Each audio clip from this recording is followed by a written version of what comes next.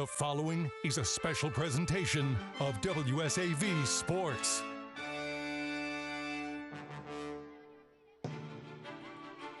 In the history of Coastal Empire football, two teams are synonymous with toughness. The Liberty County Panthers and Jenkins Warriors, perennial powers that own a share of the lead in one of the toughest regions in Georgia. Tonight, these two storied programs renew their age-old rivalry. The stage is set for a fabulous Football Friday. The Panthers and the Warriors, next on WSAV CW.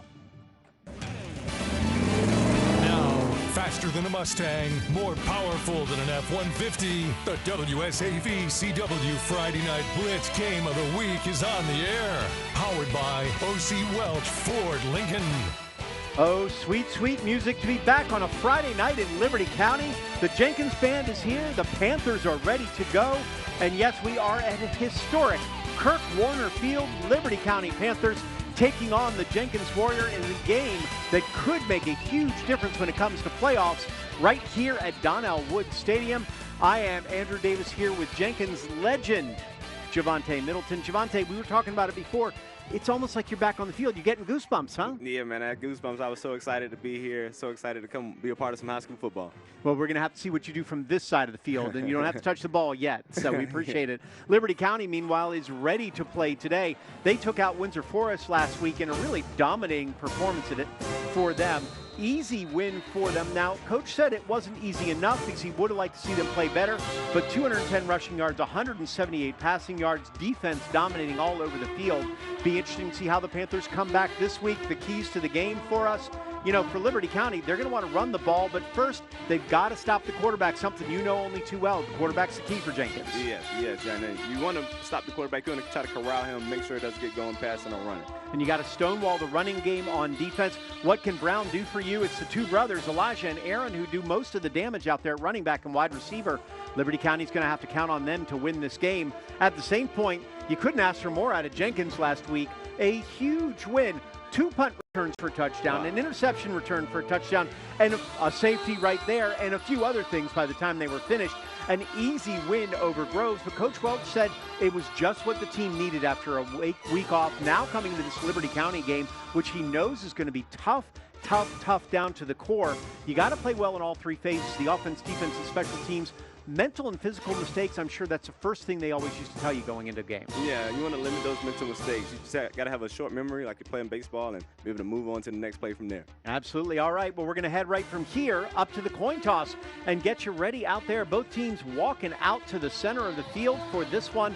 Should be a great one. Both coaches already said they know it's going to be one of the toughest games they play all year because of the way both of these teams play and how strong each one are. You can just see the size on a couple of those guys already. Guys up there. You got to like it already, huh?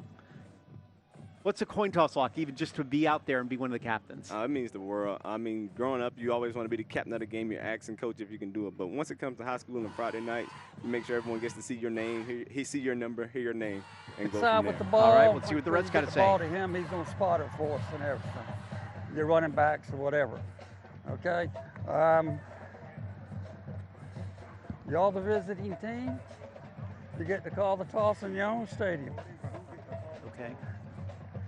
Let me see if I can get this mic on. Testing. There you go. All right. That's heads, that's tails. Okay? What you want to call? Tails. Heads? Tails. Tails is calls. All right. Tails. It is. What you want to defer. All right. They defer. Jenkins Toys first half. Want to see which way you want to kick it? That way? All right, put your back, there go. Put your backs in there.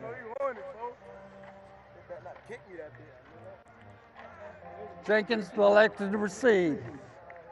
Shake hands, guys. Let's have a good game.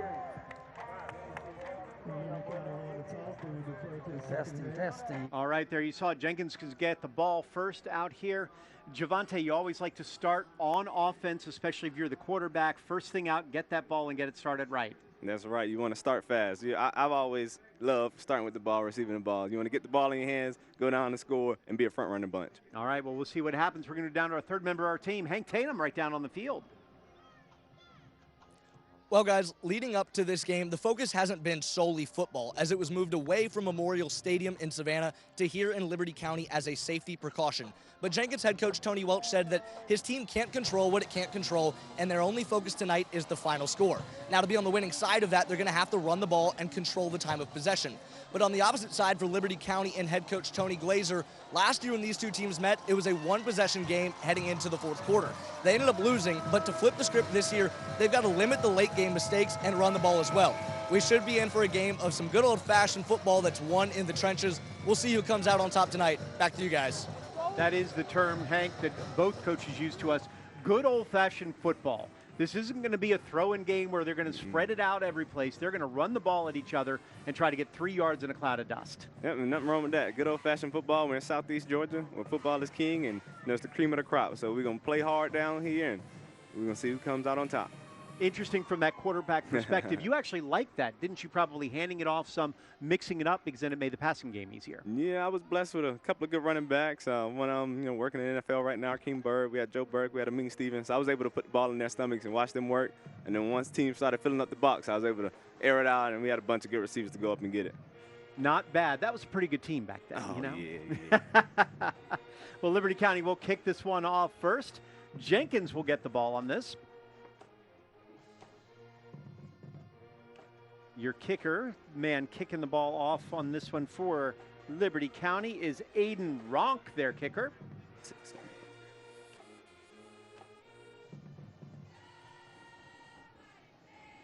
You said you like to start with the ball. Of course, coaches say, oh, we want it in the second half somewhere. Does it really set the tone for the team when you get that ball first? Yeah, I think it sets the tone for the team all 3 phases of the game because you can score on special teams, defense, and offense. So to go down there, practice the script, the plays that you've been working on all week to score and get the game rolling. Short kick right there.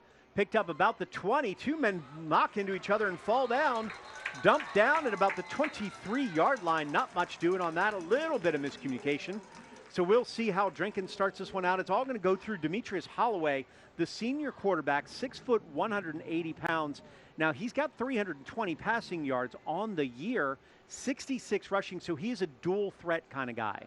Yeah, and that's important because you don't want to be like one-sided when you're out here playing, especially not down here where everyone's grown up playing against each other, either rec ball, Pop Warner, All-Star. You talked about that, a lot of waggles for you too, and out to the sides to try to get a little bit of space. So we'll see what Holloway can do. He's got Ryan Scott next to him, and the first play will be a pass, but at first will be a false start against Jenkins. One of the big weapons, Jalen Elliott, is out with a shoulder. On Jenkins, 5 yards, first down. Sort of a wide receiver slot back. I think that's really going to affect them there when maybe that top target, he had 199 yards and 2 touchdowns against Lowndes. Oh, wow. Well, maybe someone be able to step in and fill the void and, show what they've been doing all offseason.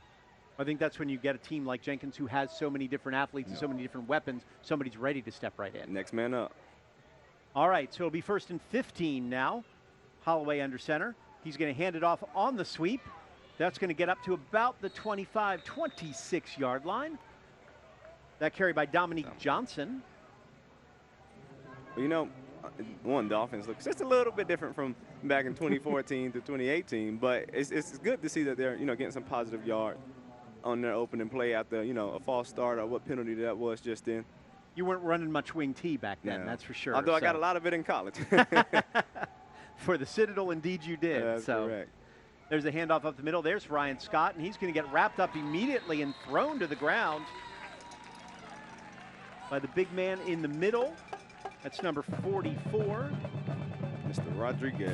Yeah, Jair Rodriguez, one of the starters for Liberty County. Here he's got 3 tackles, 2 for loss. This is a team, by the way, against Groves, who had 12.5 sacks last week. So, and that is not a typo, right? That is not a typo. 13 tackles for loss, 12.5 sacks. Wow. So here we are, 3rd down and about 6 for Jenkins. They're going to go split one wide, tight on the left side, on the other one.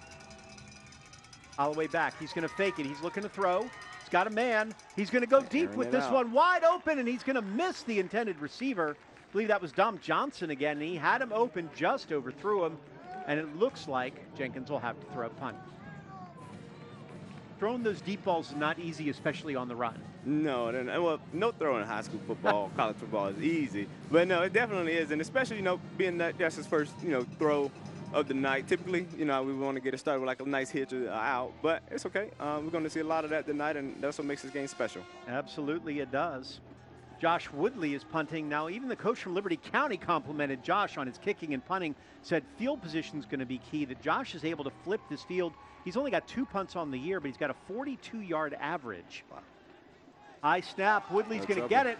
He's doing a great job in corralling that and getting a huge kick, and he's going to get the roll he's looking for, too, at least down to about the 30. It's going to back up to the 33-yard line.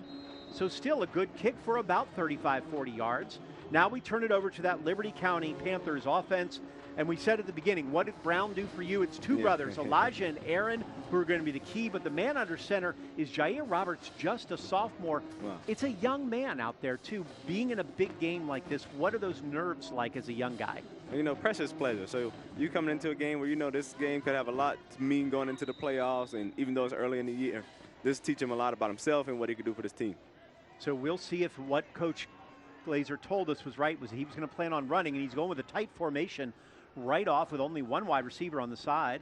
The handoff is to Elijah Brown, and Brown's going to go no place up the middle. A big gang tackle. A bunch of guys up the middle on that one. I'll give it to Alshon Izzard on that one. Juju, I believe, is what his nickname is. We're going to make sure, but because it's going to be hard enough to say Ajuan all day. Yeah. So. Well, it's good to see all those black jerseys swarming to the ball. As a defensive coordinator, you want to hear and see gang tackling and people getting guys to the ground. And, of course, you want to get that running game off to a good start, especially with a guy like Brown, who had 215 yards against Bradwell alone. Last year had 445 and 5 touchdowns, taken over as the lead back, hoping not to get as many carries today, as Coach Glazer said. His backup running's back. There's Roberts over, and he's going to miss his intended receiver, Aaron Brown, on that one, and will be 3rd and 10. They're both quarterbacks either overthrew or underthrew their first pass attempt for the night. So get those jitters out the way and get ready to play some football. Because there are some jitters playing in a first big region game like this, too. Yes, of course. Because it's no offense to a Windsor or Groves, but this is really a good rivalry, even though they're not necessarily right next to one another. Exactly, and this is always a special place to play at, and also a special place to host this team whenever they came down to Savannah when I was in school. And they have some star-studded rosters, so these guys have to hold up to what the crowd and the fans expect. So jealous of that plastic field, I know. Here's Roberts. He's going to toss it on the screen pass. It's going to be dropped to nothing doing on that one, intended for Montavious Johnson. So both defenses hold early, and it looks like we'll go ahead and punt for Liberty County. The punter is Antonio Garland, one of the wide receivers in this case. Showing that he's an athlete. You know, 3 punts, 39-yard average, so he knows what he's doing, too. You didn't punt, did you? No.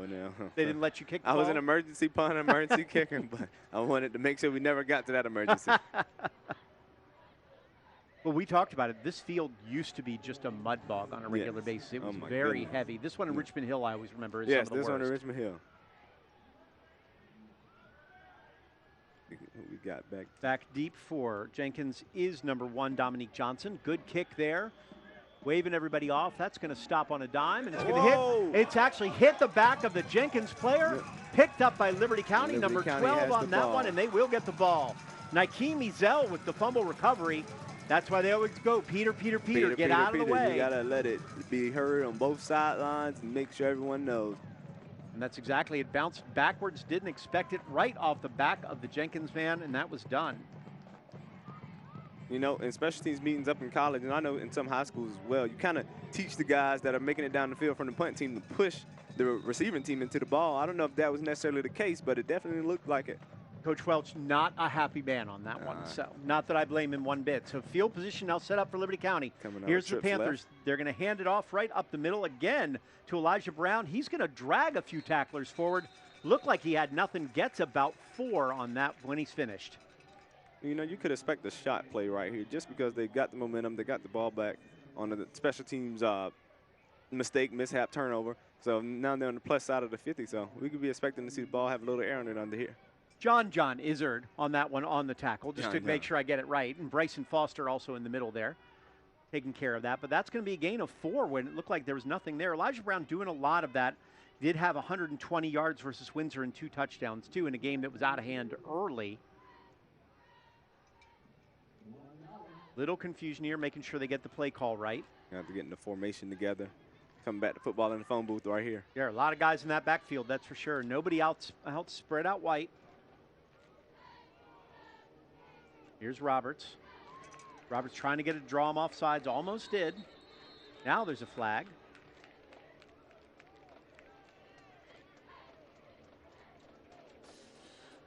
Everybody pointing in different directions. That's the beauty of it. Does anybody actually ever false started, or do they always just point the other direction? You always point the other direction. On Liberty County. And they got away 5 with this one. yards, False start. still second Looked like down. Jenkins was going to jump. Liberty jumped instead when it happened, so they're going to be back 5 and suddenly behind the sticks right back at 2nd and 10. I just don't think I've ever seen an offensive lineman ever point at their own team knowing that they did it. So even if they are automatic. You know, offensive linemen are some of the biggest characters anyway, so they're going to be theatrical and make sure they point at the other side. There's the handoff to Brown again, and nothing doing. Maybe 2. Brown's a strong running back. Watching him, that first hit isn't going to take him down easy. Exactly. Oh, we're bringing in some bigger bodies now from the sideline. Let's see what formation we get. Maybe a heavy package. A big pickup. Wouldn't think it's with 3rd and 9. You wouldn't think it's heavy, but these days you can go with anything there. I don't think it's going to be a tush push. That's about the extent I can tell you what it's not going to be. I think we're lining up with trips left. This is not exactly what Liberty County wanted. You don't want to be this 3rd and 9 because it limits you what you can do out there. But trips left will be interesting. And Roberts is going to roll left. He's going to throw, jumping throw, almost intercepted, and then just under the receiver on that one. Intended for number 8, Khalil Green, the junior. And Liberty County not able to do anything with that turnover, and they will probably have to punt one more time.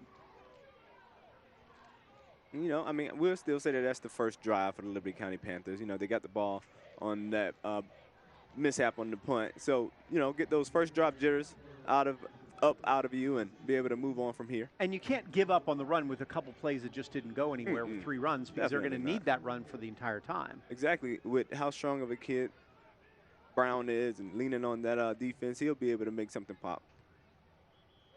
There's Gadsden again. He's going to try to pin him deep. That's going to kick back again down to about the 11-yard line. Trails down to the 9. No black jerseys around the ball that time. Nobody was going to be anywhere near that one. They saw Coach Welch's face. I wouldn't do that anyplace. So you go through the first drive, and then the second drive is sort of in your game now. We went 3 and out. Okay, you go back on the field. Maybe you look at the tape or you know, look at whatever, or talk to your coaches. You come back and go, what, I want to throw or I want to do something different, or you just go, I just got to calm everybody down. Just calm everybody down. You know, whoever is that leader on the team, typically the quarterback, just want to calm people down, let them know there's a lot more football to be played. And there is much more. Here's the handoff to the inside, to the opposite side this time. First time to the left. Big mass of players there. That's number 16 with the carry. That's Kamari Wright. We talked about him. He took over for Jalen Elliott, who is out with that shoulder. He's going to get about 4. Few guys in on that tackle. Give some credit to Christian Hines as one of them. Here's Holloway under center. He's going to hand off up the middle again. This time, again, a big pile. These interior defensive lines are not giving much up. That would be Ryan Scott on the carry. This is where that wing T comes in handy, I'm sure, though, because you can go either way with those handoffs to the outside and maybe open that middle up a little bit. Yeah, you can do a lot of pre- and post-snap things with the ball to try and influence the defense. And it's looking like we got Mr. Cameron Thompson playing center right now for the Warriors. There's Ryan Scott again, and he goes over the left side, and he's going to get about 6 or 7 and a first down. Coach told us that Cam was going to play some center. Also said that's probably his position at Mississippi State. Yeah, and I mean, you know, being an interior offensive lineman sometimes isn't prettiest, but those guys are the most meaningful guys on the field. So the fact that they've already given him the nod saying that he may play some center is a good thing, and it shows just how much of a mauler he can be with his technique.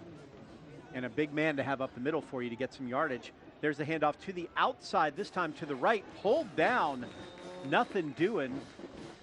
Okay, that's the man that Coach couldn't talk more about. Tyrese Alexis out here. When your coach calls you mean, you know you got something special. He's their leading tackle on the year. He's absolutely flying to the ball. He said last week he's knocked 2 guys' helmets off while he was tackling them or playing fullback. He says he wants to hit somebody that much. So he's definitely somebody I would have wanted to avoid when I played ball then. Yes, you would be like, let's roll to the other side. Let's go the other way. Let's stay away from 5. Well, you talked about it a little bit with Richard LeCount, False too, who's start always around there. on Jenkins. 5 yard penalty. There's the false start on Second Jenkins. down. Because you were saying Richard just was Good all call. over the field. You'd go the wrong way, and he'd still show up, right? And he was a player on offense that would make a bad play a good play, and make a wrong play a right play. You had a few of those on your team, too, who could play there. But Richard was always – but that's that rivalry you talked about. Those are the guys you remember as a quarterback and as a player. Those are the ones that stick with you the whole time, don't they? And all summer long at camps and workouts. All right, so 5 yards back on this second and about 13. Holloway's going to drop back to pass. He's going to throw a quick out. That's going to be complete. Good juke there, 2-3 jukes. Not much. Torian Wilson will get the play. He's going to get about 6 on that, maybe 6.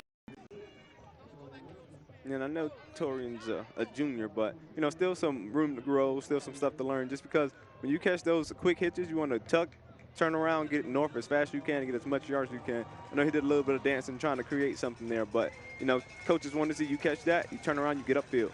Yeah, Raymond Woods on the tackle. Good point, because so many times now they watch the NFL guys who have the ability to do that instead of going, get me 3 more yards instead. There's Holloway. He's going to hand it off to Scott, and Scott's got a big hole. He's going to get around the corner to the 40, to the 45. He will be out of bounds right at the 50-yard line. A huge hole and a huge first down for Ryan Scott. And look who was at the ball to make a play. Tyrese Alexis was able to chase him down. Coach said he's going to be everywhere. So Alexis is one of those guys you look at, and I said, does he have any offers? He said, not yet, being the key, because it's going to be games like this that coaches are going to see him. He's about 5'11", 6 foot, 210 pounds. 17 tackles, 3 tackles for loss already this season. Meanwhile, though, Jenkins driving. Here's Holloway. Hand off again to Scott. Scott's got a huge hole up the middle. Right up Cam Thompson. And all the way down to the 30 to the 29-yard line. Well, Andrew, if it's not broke, don't fix it. So, I mean, if they just run him to play before and he got a big game, give him right back to him, put it in his gut, let him do the same thing. And you talked about the grinding for those interior linemen that Cam Thompson is learning and getting better at every day. And that's, you know, that's where the game is played, right there in those trenches, and we all know that. There it is, Scott again. Boom, taken down by who else? Tyrese Alexis. I have a feeling we're going to call his name a few times today. We're going to call his name a lot. By the way, talking about Cam Thompson, he's going to Mississippi State. He's going to go play center over there. You're tight with the family on that one, and the fact of you really said this is probably a great spot for you to be as center or a guard. Yeah, and I know he grew up playing tackle, played some tackle here with Jenkins, but now it's just showing how versatile he is, and he could be a Swiss Army knife. Like, you know, playing all 5 positions on that offensive line, that's going to do nothing but get you prepared for the next level and make you just a better, well-rounded offensive lineman. And these days especially get you playing time right away, and then either someone else is going to look at you or make you more valuable for that college team. The best ability in college is availability. I like that. I'm going to steal that from you someday. 2nd and 9 right here. Holloway's going to throw it again to the outside. Good catch and throw. That's to Jaden Hooper. He's a 6'2", 160. That's a stick guy right there, but he can move. Good catch and throw on that one. Wasn't expected to be one of the main guys, but there are so many guys that Jenkins has that have speed and the ability to catch the ball. And that's the beauty in it. You want to have a lot of guys and a lot of weapons that you can get the ball to. There's a handoff again to Scott, and another huge hole over the right side. That's going to get him inside the 20 down to the 16. Actually, that's Kamari Wright who's going to get that handoff, and he's going to get a big chunk of yards. Call it 12. And Jenkins continue to move the chains, and now they're inside of their red zone and looking to see what they can do to put something on the board. They found something to the right side, it looks like, too. Yeah, I was just thinking that. I know a lot of those big gains have come over here going between the guard and the tackle on the right-hand side of the field. So let's see if they stick with it or if they're going to counter it and go the other way. There's the snap. We go left, just when I said it. Instead, we go left. Ryan Scott pulled down on a great play right there by Aaron Brown. I'm sorry. Check that. Naeem Ezel.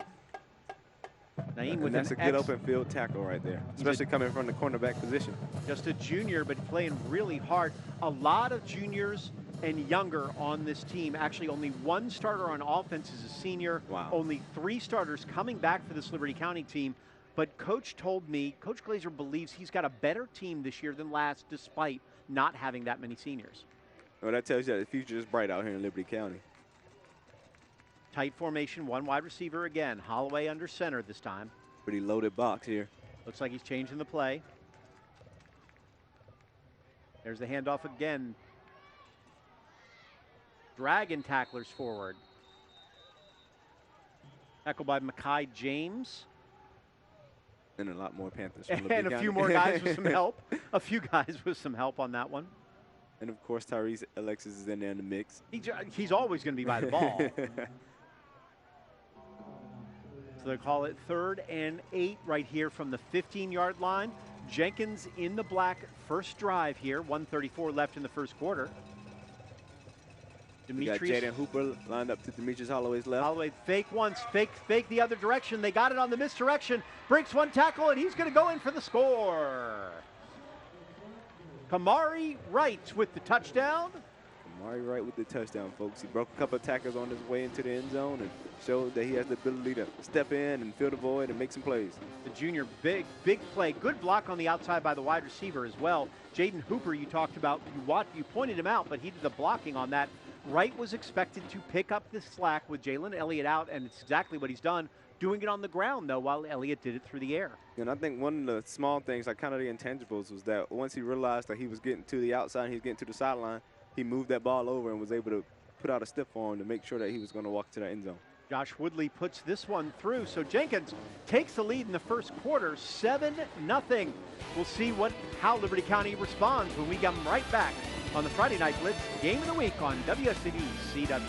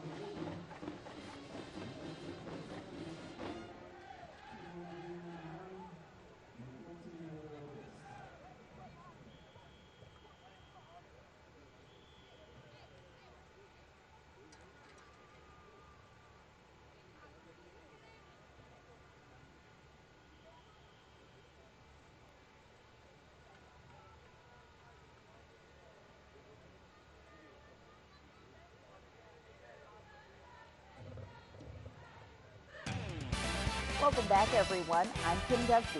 You're watching my Jenkins Warriors on the Friday Night Blitz Game of the Week. Go Warriors! And the WSAV CW Friday Night Blitz Game of the Week brought to you by OC Ford, OC Welch Ford Lincoln. Looking for a new truck? Go see OC today. Kick out there out of the end zone for Jenkins. Josh Woodley, very good at that so far. So we saw a very balanced drive from Jenkins to get down the field. Liberty County hoping to do basically the exact same thing. These are mirror images of one another. Yeah, and we're seeing a lot of football played in the phone booth here on both offenses. We have those tight, condensed formations, and the weird part about football is we have that tight, condensed offensive formation, and then the play busts outside. So both teams are starting off like that and then sprinkling a little bit of spread. As you're looking at it, maybe should Liberty County spread it out a little bit and give yourself a little bit more room to the outside? Well, I think they've tried. Then they tried to throw some, outside hitches and kind of struggle with that thus far. So, if I was on that offensive staff, I would try to get an identity by running the ball here and then move on forward from there. Jair Roberts is your quarterback, the sophomore. He's going to hand it off to their bell cow, Elijah Brown, who's going to go no place, maybe one, if not right down to nothing. Great play by the Jenkins interior line. Coach Welch said a lot about his big guys up the middle and how key they were. That was actually a blitz from the outside by Torian Wilson, I believe, though. Yeah, those big guys up the middle are just as important on defense as they are on offense. I mean, they're a harder defense, they're a solo defense. And when you think about it, the big guys up front actually cause a bunch of turnovers on the back end. All the pressure they put on quarterbacks and sometimes knocking the ball away. Here we go again. Jair Roberts and another flag on this one. That's going to be another false start on Liberty County. They can't afford to do this with the offense not quite clicking yet either. No, you can't afford to go backwards in any time of the game, whether you're having success or if you're not successful. But like you said, Andrew, going backwards right here and not being able to run the ball, I mean, that leaves you to just get behind the sticks and have to throw a pass, and we know what's coming then. Because especially with the quarterback who really hasn't thrown that much, only 30 times all year in 2 games, they don't want to throw 20 or 30 times if they can help it. I don't think anyone wanted to throw 20 or 30 times. Calvary does. I watched the game last week, yeah. so Calvary and Oceanside. Here's Roberts. He's going to throw back on the screen. Great screen pass call. Good call by the coach. That's back to Montavious Johnson. He's going to get to the 20 to the 21-yard line. So it's a gain of about 6, but it's positive yardage for the Panthers. Yeah, and that's something you could build on. I mean, you got a guy catch the ball, show that you can catch it, show the quarterback can complete a pass, and he's able to get downfield to get some positive yards, get back where, around where they started. Plus mixed direction when you have a fast defense like Jenkins coming at you. Exactly. So a gain of about 12. It'll be 3rd and 8 right here. Quarterback Roberts is just a sophomore, 6'12" for 90 with a touchdown and INT in that win against Bradwell. Also had some rushing yards, 71 total and a touchdown between the 2 games. That will be the end of the first quarter. So we'll see what 3rd and 8 plans for the Liberty County Panthers when we come back right here on the WSAV Friday Night Blitz Game of the Week.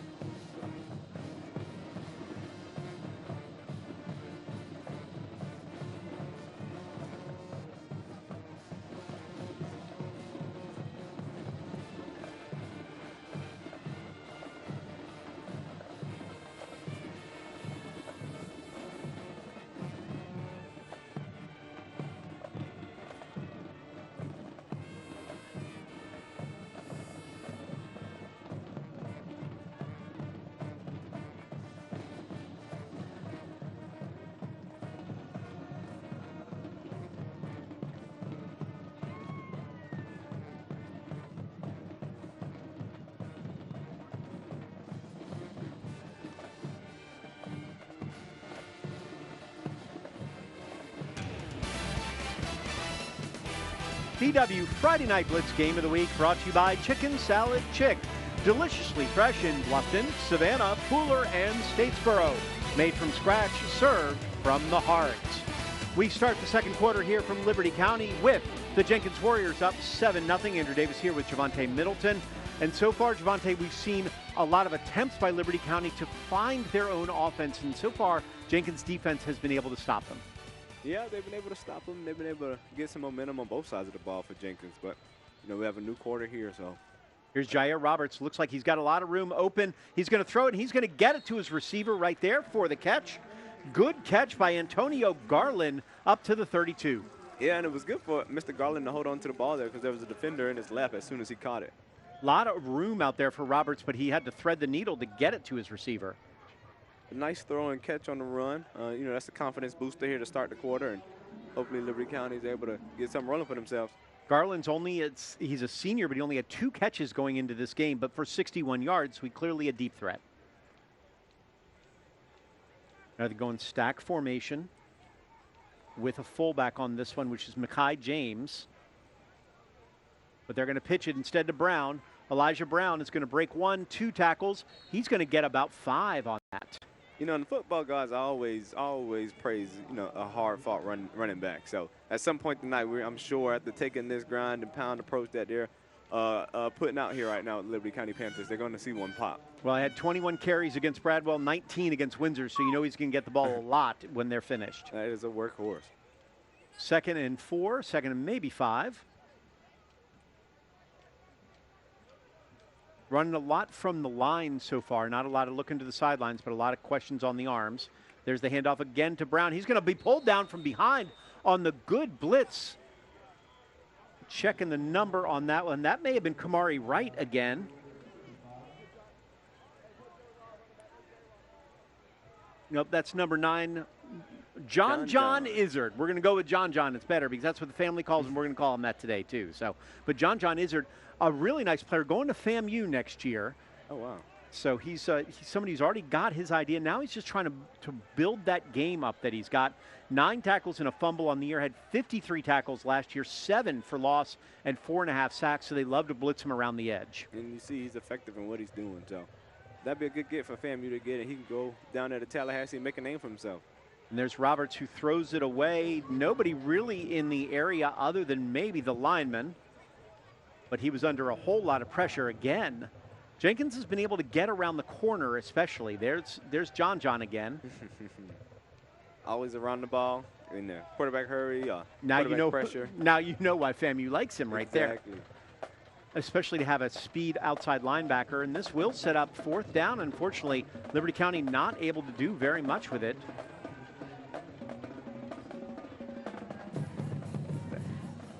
That's our guy Gadsden who got the catch earlier, who's now their punter. Good kick too. That'll get a little bit of a bounce, then bounce sideways to about the 42-yard line. So that's where Jenkins will start their next drive. Not much to say about Jenkins other than they ran the ball very well, but I think the misdirection both sides seemed to work.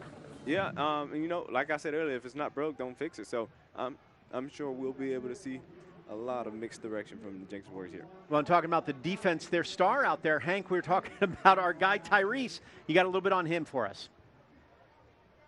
Yeah, guys, you've already called his name plenty of times tonight, and he's flying around the field. But head coach Tony Glazer said that, you know, in practice, he's the guy that gets the guys ready because he'll hit you just as hard as he would in a game. But after that last possession, he came over to the sideline, and he was their most vocal leader. The biggest thing for the Liberty County defense is they've got to set the edge. Everything Jenkins has got has been outside the tackles. So Tyrese Alexis was the one telling him, hey, we've got to do a better job of hitting the tackles and setting that edge.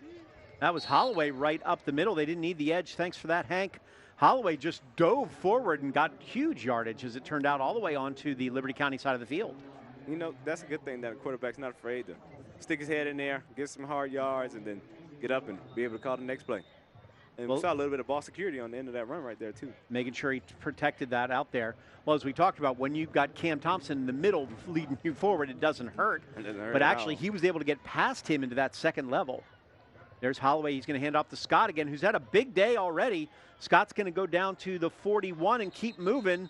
That's about all he gets. 3-4 guys on there for Liberty County, including Javion Damani. But Scott, Coach Welch said he only really likes to get the guys 9-10 touches. I said, well, is Scott going to get more? Well, it depends on how he plays. So far, he's played well. Yeah, and I mean, hot hand, keep feeding him. That's the mindset I would have. I would let him keep going until he either comes over tapping his helmet saying he's ready to come out, or something else happens, which, you know, we're going to keep him in and let him roll.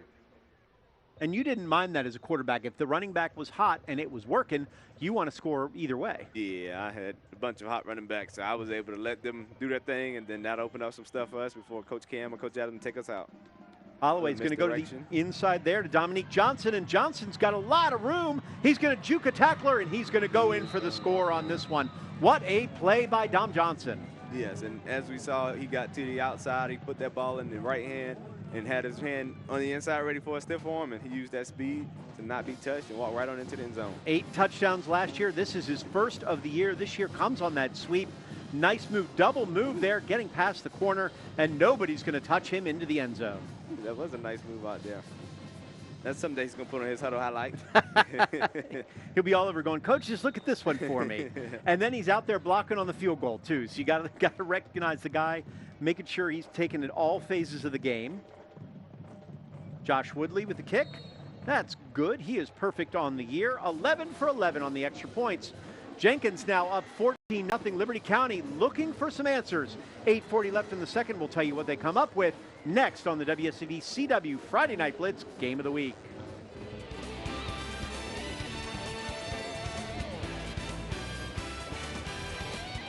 And that was a nice move.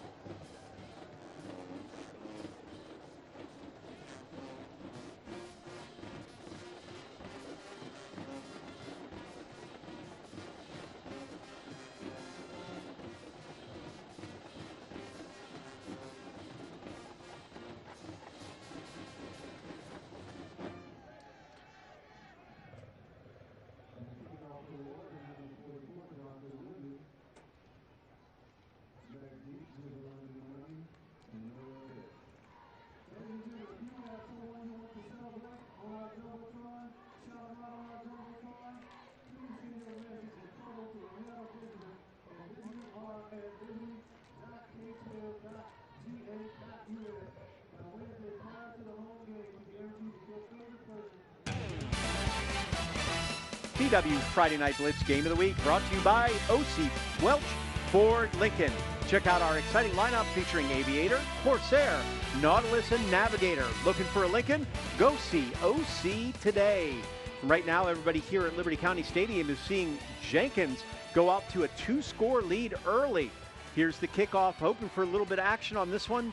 Javian Damani, and he's going to get popped at about the 17 by two guys there, trying to make something happen. So Liberty County so far has not been able to get the running game going. The passing game is mixed to begin with. What's the look here? Is it misdirection? Is it spread it out? You know, right here, I would just come out with our bread and butter. Whatever we know works, whatever we know we work on in practice, and whenever we go in the squad good on good, something that makes our defense frustrated, I'll run that right here and try and build something from there. There you go. That's the best way to do is find whatever it is that starts working and go to that more or work off of it. I think you looked at that with that throwback screen. Was they obviously have been, Jenkins been in his face the entire time, or Robert's face, so they're looking for something different. Now they're going trips right, going different. Yep. It's not what they're used to. And they're going to hand off out of that to Brown. Brown's going to break one tackle, two, and there he's out in the field, out to the 40-yard line. Elijah Brown, the senior. You know, that's something to build off right there. A big positive play, got a big chunk of yardage right there on this play by Mr. Brown, and then broke a couple of tackles on the way. And then now from here, pull something else out that you know is going to work and move on with it. Gets about 13 yards. Brown up the middle again, pulled down though. Again, the blitz from the outside is stopping this running game in its tracks. And that's actually a good thing. You know, Jenkins getting some pressure in there, whether it's coming from the middle, it's coming from the outside, it's coming from the secondary. So they're able to get back there in the backfield and make some plays. Kamari Wright again from the outside. Those outside backers have been causing real trouble. Could be Jair Sanders too. So I'm either 15 or 16. The numbers aren't the easiest to see. He's doing some double duty if that's Mr. Wright. They look to the pitch, the outside, but nothing doing there. Jenkins' defense had that one perfectly sniffed out. Kaleo Green, the junior, gets maybe 1 yard, and it'll be 3rd and long, 3rd and 7. You know, right here, this is the tough spot because it's not 3rd and short, and, you know, it's not 3rd and medium, but you got to pull out a play right here. And with some struggles that have already been going on for the Panthers, I'm eager to see what they'll pull out here. Kamari White. There's Kamari White and Kamari Wright on Jenkins. Kamari White, I believe, in on that tackle this time. So Jair Roberts, a sophomore quarterback, looking to see what he can pull together. Coach Glazer and company hoping to get a little drive moving for Liberty County to give the defense a rest as well with 7:06 left here in the second quarter. Roberts will drop back to pass. He's got a little bit now. He's got some room to run, and he's going to get down to the 50, and he will get that first down. Beautiful run by the quarterback. Coach Glazer said he needs to do that more, needs to remember where he is and take off more because he's got the speed. You know, I've been a young quarterback at some point many years ago, but I know a play just like this is what kind of gets you going. This can be something that can, you know, turn over a new leaf for how you feel turn over a new leaf for how the team feels and how they're believing in you right now. So that could be something that could start a lot for Liberty County tonight. And look at what happened with the Eagles last night with Jalen Hurts. He did more running than he did throwing. Exactly. I know that helped a lot of people's fantasy league. Absolutely. Not mine, unfortunately. But there's Elijah Brown up the middle, and he's going to get 3 or 4. I'm so impressed with his leg drive because it's not the first guy that's taking him down. Yes, and he just keeps getting up. And that just shows you how tough he is of a young man, how tough a football player he is, and how much it means to him. Zach Kamari White got to him along with Brandon Brown, the big D lineman. Jenkins making a sub here. Moving a few guys around. Liberty County sort of moving up the tempo a little bit, too, maybe to keep Jenkins on their heels. Yep. Now Roberts. Under center, long count. He'll pitch it to Brown. Brown up the middle, maybe won the interior line again. Stuffing that run game. Dyer Sanders in on that tackle for loss and has to take a play off because his helmet came off. Big man up the middle, too. Give credit to Brandon Brown as well as the big man, Monte Crawford, 6'5", 325 up the middle. That's someone that you don't want to fall on you. No, not anytime soon, that's for sure. So here we are at Liberty County again. Jair Roberts, the sophomore quarterback, trying to get something going. We're at 3rd and 4, 3rd and 5, maybe. Screen pass dropped by Elijah Brown, and there was some room in front of him, too. Definitely some real estate for him to go and claim right there. Had he caught that, probably would have had to make one guy miss immediately, but something he hasn't done before. He definitely would have had some running room there. The big guard, Charlie Roberson, in front of him, too. Now, while there was Jenkins guy coming up, there were a couple blockers. We'll see what happens. Roberts not very happy about that. Threw a good one. Looks like he took a shot afterwards as well, shaking those cobwebs out. Yeah, it's a good thing to see him getting up and walking around after that. I've also been on the receiving side of that many times before. So you may have gotten hit once or twice out there. And then at some point in college, had to go hit people. So, who was the toughest one? You remember the hit that just rocked you? That somebody made out there while you're on the field?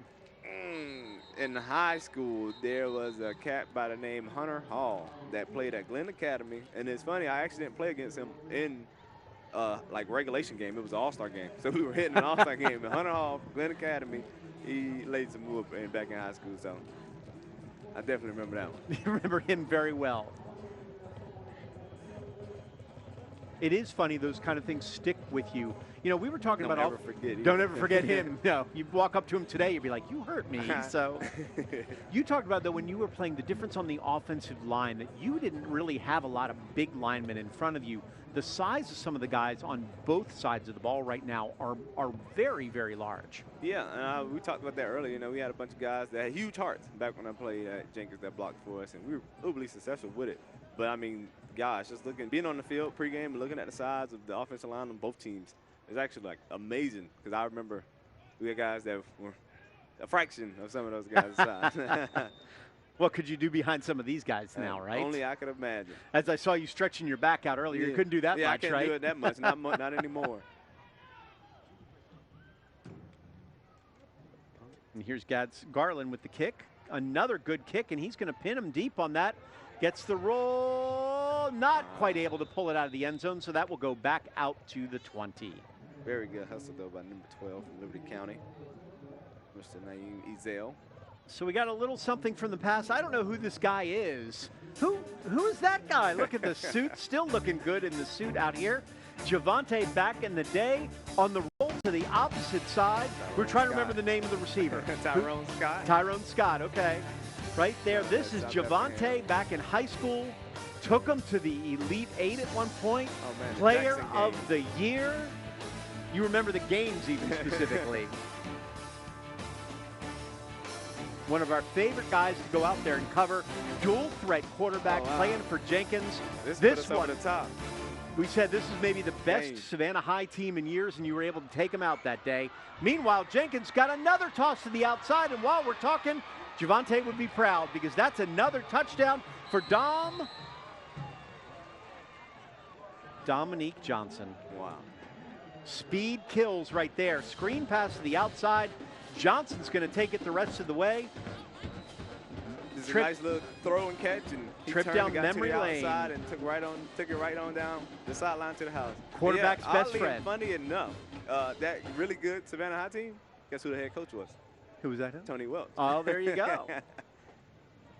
Boy, quarterback's best friend is speed on that one, isn't it? To see Dom Johnson get around that corner quickly as he did. Yes, and you just want to get the ball to your playmakers and let them do the rest. I mean, you can make your job really easy at quarterback. Get in the guys' hands who can make a play, who you know have a knack for the end zone. You just can sit back and enjoy your Friday night. And Dom Johnson now with 2 touchdowns on the day already. 1 on a run, now 1 on that reception. Looks great out on the field. Fast guy, had 4 for 92 versus Lowndes, just 7 yards rushing. Last year, 314 rushing, 319 receiving, 8 total touchdowns, as we said. His first 2 touchdowns of the year right here, and they're going for 2. Jenkins gets a flag in the meantime. That'll be a false start. You'd think Coach probably drops it back have a and false kicks it start instead now. on Jenkins. We have a false start on Jenkins. 5 yards. You guys moving around. I haven't seen. There comes the kicker, Josh Woodley. Coach Tony Welch was the coach over at Savannah High for that game, too. Savannah High. 2 years in a row, they gave us a really, really, really good game. Because that was 2014, and you missed right at the end, but you threw that into the end zone for the touchdown with about 4 minutes left. Sean Hollywood Campbell to catch that touchdown so we could go on up top and come out on top and win the game. Is it interesting how many things stick with you from those days that you can remember it just down to that moment? Yeah, I know my girlfriend Ariel looks at me like I'm crazy whenever I call out the score from whatever date, whatever year and all. And she's like, how do you even remember that? And I just don't know. And all my buddies, that's how all of us are. Well, that's a timeout there on the field. Coach Welch not real happy about whatever happened there, having to burn one. So we'll see also, this is just one of the many games out here on the Friday Night Blitz. We'll be covering tonight at 11:15. While this one's good, you got some great ones here. Richmond Hill, that stadium is absolutely gorgeous. You would have liked to play there back in the day, that's for sure, against New Hampstead. Savannah against Bryan County, Johnson Islands, Beach, and Windsor Forest. There's some great interior Savannah games. Did those mean more for you too, some of those ones? Yeah, you just play, my first cousin played at Beach, and he was a captain there, so I love playing against Beach. My mom went to Johnson. I had people in my neighborhood that went to other schools, so it meant a lot just to play against some of those teams and get some bragging rights. So 11:15 tonight on the Friday Night Blitz. You'll see those games and much, much more. Yeah, we were talking about the coaches. Liberty County coach was talking about coming out, and Coach Welch was saying, I went out and played Lowndes, and it said I wanted them to see what it was like to have one county school someplace instead of 5 in a 5-mile radius. Exactly. We were right down the street from Johnson, less than 10 minutes away from Beach. And Josh Woodley kicks this one through for the extra point. And it's 21-0, 4:30 left here in the second quarter. Andrew Davis with Javante. I'll tell you, Javante, it's amazing to see what you've got going on. It's interesting to see what this means to you. You can be in casual if you want. He's putting on his jacket. He already looks better than I do to begin with. He's younger, he's better looking, and he's got a better jacket on. But, you do, this means everything to you for these guys on the field, that they'll remember this game forever, won't they? Yeah, and I mean, like I mentioned earlier, I pulled up all my WSAV Blitz games of the week and watched them all week to prepare for this, and the ones that I played and called. So, it's definitely something that you're not going to forget. Yeah, and you remember the guys only so well. I mean, how much do you really keep up with some of those guys? Oh, my gosh. I talk to everybody every week. I mean, those guys hear enough from me to where they probably hear more from me than some people in their family. So I keep up with everyone from freshman year all the way on up to, when I graduated. Yeah, and especially for the area, too. What does that mean? Like, you guys made the Elite Eight that year, and the place was just lit for y'all and what you could do. Yeah, so we, I was blessed enough to have a lot of good people on my team, so we were able to win the region 2 years in a row. First undefeated, only undefeated Jenkins team in history. So it was able, we were able to accomplish a lot, and we're pretty proudful on that. The guys still wearing their T-shirts to this day. Why not? And they should.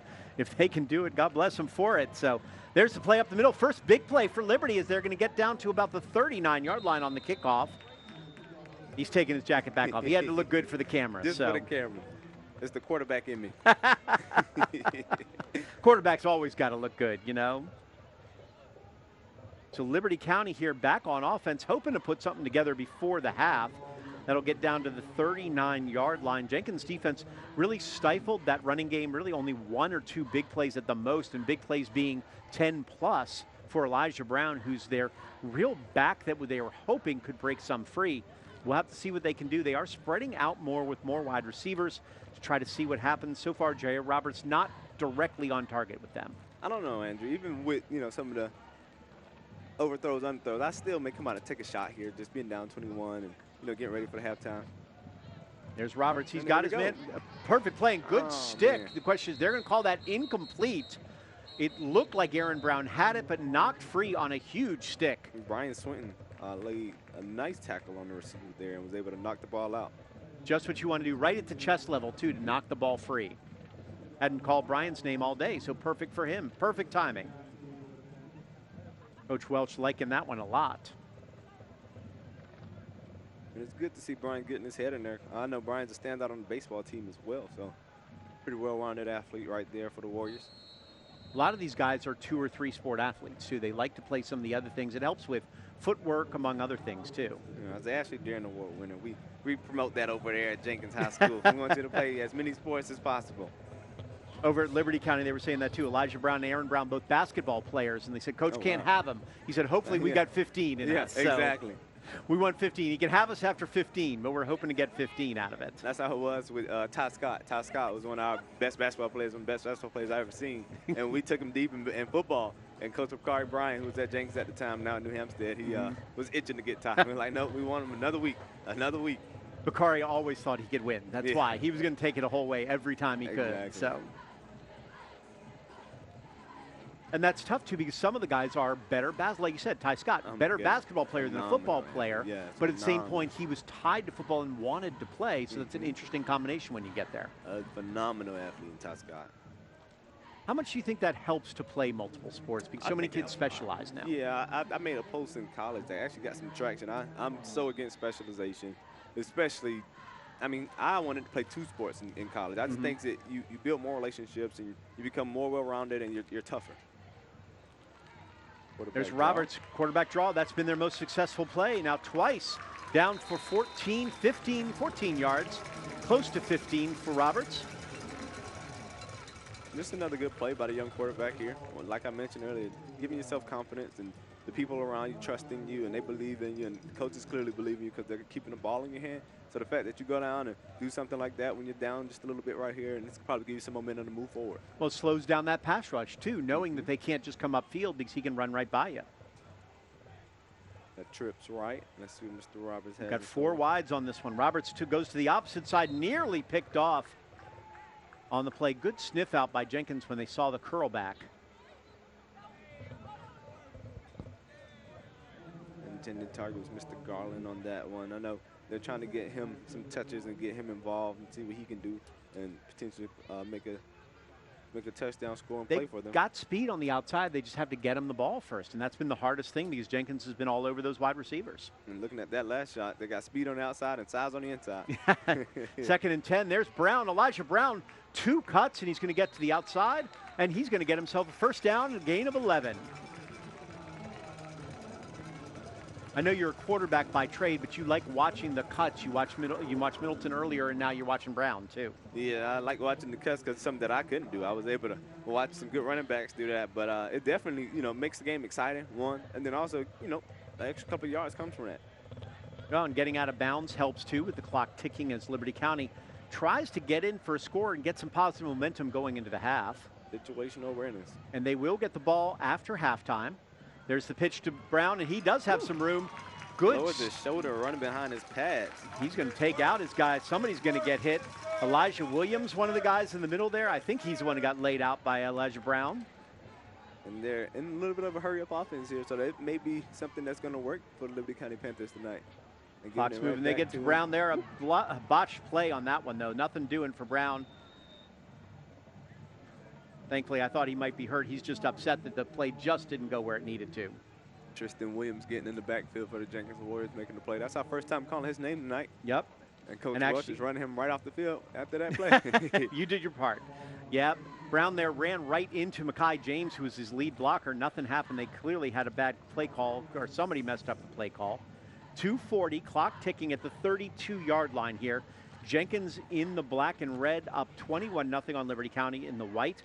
Liberty County hoping to put some points on the board. Split out. Roberts the quarterback. He's going to go up the middle. He's going to get big yardage again. 11, maybe 12 yards for Jair Roberts. Elijah Williams on the tackle. And something I want to point out here, I mean, both teams are probably doing a good job about it, but Jenkins doing a really good job at some open field tackles on the back end. You know, defensive backs, I was one of them that don't like to tackle as much. They're coming up and making some tackles here. And they have to, because they're getting into that second level, because the first tackle missed. Roberts did a good job in showing some strength on that one, too.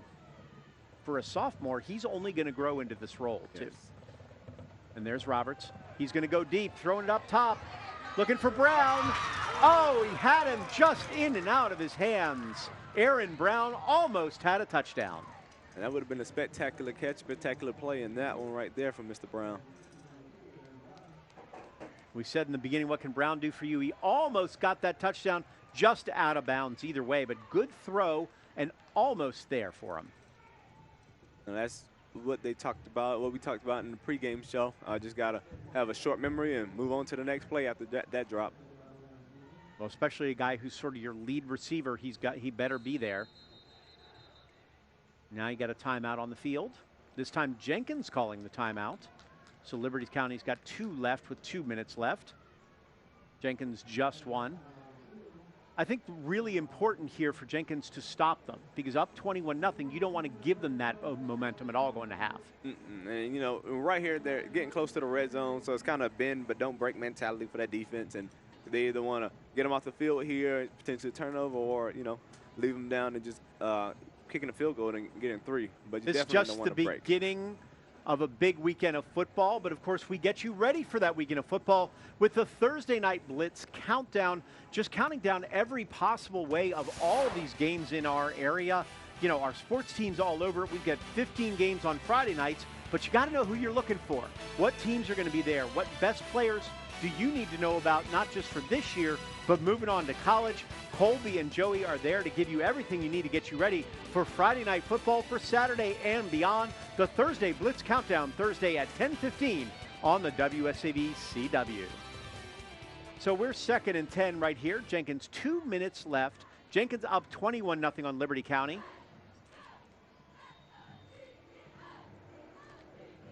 Andrew Davis here with Javante Middleton. Jenkins, former Jenkins star, but he's playing it down the middle, he promises. So. And Mr. Roberts tucking Roberts it in again. right. This time, though, nothing doing. He's tucked it 3 or 4 times for big yardage.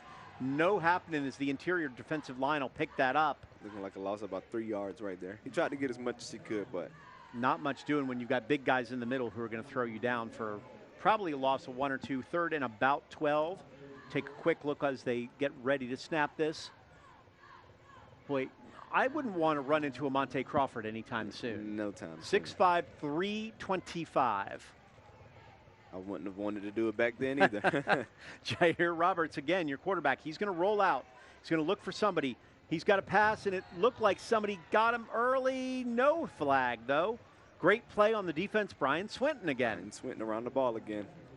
Thought he might have gotten him hooked on there, but no flag. You know, that's something that's going to give him some confidence right there, just because that was a big 3rd down play. And he was able to come up and get a PBU on 3rd down. And, you know, typically you're getting off the field, but because of the field position and probably the situation and how much time is left, they're probably going to go for it on offense, just kind of put one up. And you're looking about a 43-yard field goal. Otherwise, they haven't attempted a field goal all year. I mean, only 3rd game, but still. So I think this is probably best shot. 4th and 12, especially down 21-0 right now. You know, and in situations like this. There's your flag. You asked for the pass interference earlier. That's where we got it on that one. That's a tough play because Jenkins didn't need that on 4th and 12. Liberty County able now to continue their drive. Interference or holding? You throw balls up sometimes for that to get the interference, don't you? That, and I mean, just to make it a 50-50 ball, either your receiver's going to come down with it or something like that's going to happen. Good things can happen when you throw it up there.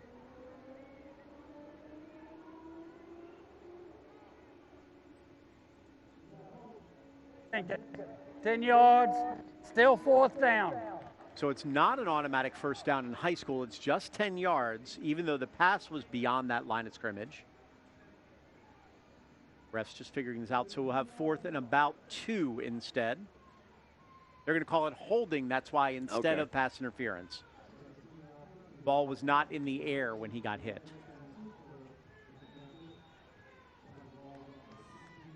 So now Liberty County fourth, a much more manageable 4th and 2 for a team that does like to run the ball. Going with one wide receiver, stack up with the big man in the middle. Extra offensive lineman in there. They hand off to Elijah Brown, and Elijah Brown will get dragged forward for the first down. John Izzard on the tackle, but not before John was able to get, Elijah was able to get that first down. 46 seconds left here. You know, I would suppose that the Liberty County Panthers keep it on the ground here, especially heading to Mr. Brown. Well, 40 and ticking. They only have the one wide receiver out there. Got to keep this moving. Got to get a play call in quick. That's what Roberts seems to be asking, making sure he's getting all the guys in the right spot. A lot of time ticking off the clock here. Now, after all that, it's a timeout. Timeout for Liberty County. Something that you can't have right there. You're already down. You know, you have been struggling early on. Now you got some momentum, and when you get the momentum, you have a mishap and miscommunication like that. You know, something like that's a drive killer. And this is a drive that's pretty important just because they're going in, have the opportunity to score. And then if they come out, get the ball and score again, then it's a brand new ball game right there. And you burned 25 seconds off the clock before you called the timeout, which means now you have limited choices out with what you can do, and only one timeout left. Man. Those helmet caps are interesting, too. I don't see as many wide receivers, but they're, I guess, a necessity. A lot of the linemen I see are doing that, so. Yeah, and I know those helmet caps, those kind of, Guardians. They came out when I was in high school, and we hated them, but, like, my mama loved them. But at that time, you weren't able to wear them in the game. So I know some parents now are loving the fact because they're dampening some of the hits on the helmets. And we talked about the wonders of being in Savannah and the 912 out there. We got the 912 shirts in honor of the 912 celebration, of course, for Savannah's area code and beyond. There was a lot of pride being a Savannah football player. I would be remiss if I didn't say I have the city of Savannah tattooed on. Oh, we got an interception and Roberts right here. has thrown it right to the Jenkins player. That's John Izzard again. Showing you why he's going to be a rattler down there in Tallahassee. They're loving this right now, and he's going to take it all the way back to the 20. Did not see him. He dropped back in coverage and threw it right to him. In that case, did Roberts, and now Jenkins will go into half. You have to assume up 21-0, just 7 seconds left. And John actually grew up a running back, so I know he was happy to get that ball in his hands to be able to make some people miss and try and go score. He's got a few extra moves there that he wanted to pull out, too. He's like, remember, I'm a running back, coach, just in case you need anything. Looks like we'll see either block in the back or maybe a face mask. We'll see what the refs call. I don't think it's going to matter for Jenkins. My guess will be they'll kneel on it with the 3-touchdown lead. Was a blindside block, so that'll back them up. So they'll kneel on this. You go into half, you can't ask for more than this if you're a Jenkins Warrior, can you? No, you can. I mean, you just also had a turnover going into the half, and then you play pretty good all game long after those first 2 drives. You had that one mishap on the special teams, but from there they've been rolling, and Damo's having a really good game, and you know, we're scoring all sides of the game, the Warriors are. The young quarterback, in that case, the sophomore, has to know that he can't make a play like that he's trying to do too much maybe and throw in that pick. And then that's a learning lesson right there. I actually had one of those on the WSAV Friday Night Blitz game of the week versus Savannah Christian and Donald Chumley. My freshman or sophomore year, I tried to do a little bit too much right before halftime and threw an interception and ended up under the sideline in the fence. So definitely learn from that. We'll have to see how Liberty County comes back. They'll get the ball at half, trying to get back in this game, but so far it's been all Warriors on this one, and all that man, Dominique Johnson, 2 scores. The Warriors leading Liberty County 21-0 at the half. We'll come up with a full halftime show for you right here on the WSAV CW Friday Night Blitz Game of the Week.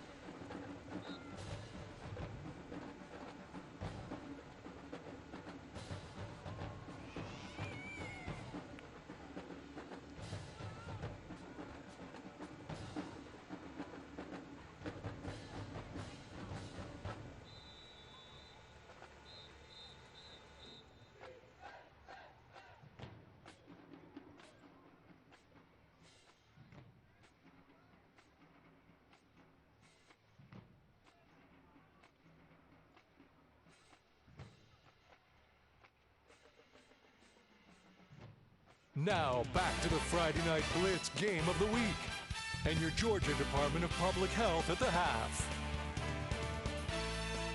Well, so far it's been all Jenkins all day.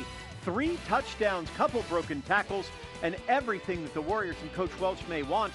21-0 against the home team of Liberty County. The Panthers get the ball after the half, hoping to make something happen. Andrew Davis here, Javante. I'll tell you, you can't ask for more than this if you're a Jenkins fan, and I know you may have a little love for Jenkins. Yeah, just a tad bit. I mean, yeah, they're rocking and rolling on all sides of the ball, even in special teams. We're shooting a lot of good punts when they have to punt it. They got a special teams. Well, they had a special teams turnover, but they picked up on it. They're kicking the ball through the end zone after that, through the uprights after they score. So it's going pretty good for them. Should be really interesting to see what they have to say. I mean, if you're Coach Welch, what kind of things did you get in the sidelines or in the locker room when you're up like this 21-0? That it's just a 0-0 ball game. Come back out, no mistakes. Try to minimize them as much, and then continue to play. Whether to keep the starters in throughout the whole third quarter, whole game, and if it's a young guy that's getting in, this is your Super Bowl. Get in, make sure we know what you can. Make sure we know that you know what you can do. Liberty County fans hoping for something as we hear the Jenkins band play in the background there. The mission of the Coastal Health District is to improve coastal Georgia counties by preventing disease, injury, and disability, promoting health and well-being, and preparing for and responding to disasters. Tonight, we're talking about services for school-age kids. The Coastal Health District, and more specifically the Chatham County Health Department, offering a lot more resources for families that you may not know about. Here's Ginger Heidel with the Georgia Department of Public Health at the half.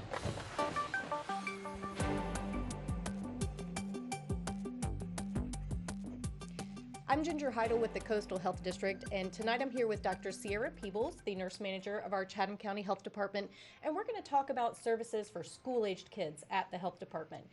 One of the services some parents may not be as familiar with, sports physicals. Talk to me about what's involved in a sports physical at the health department. Yeah, absolutely. So sports physicals are needed for a wide variety of sports in Chatham County and even for those in band. So what we do is we bring the child in, we do a complete head-to-toe physical. We're really looking at cardiac and orthopedic areas in the to make sure those are okay. We check vision, we check hearing, things like that, again, just to make sure that they're going to be okay to play sports. Okay, great. So sports physicals, we can do that at the health department.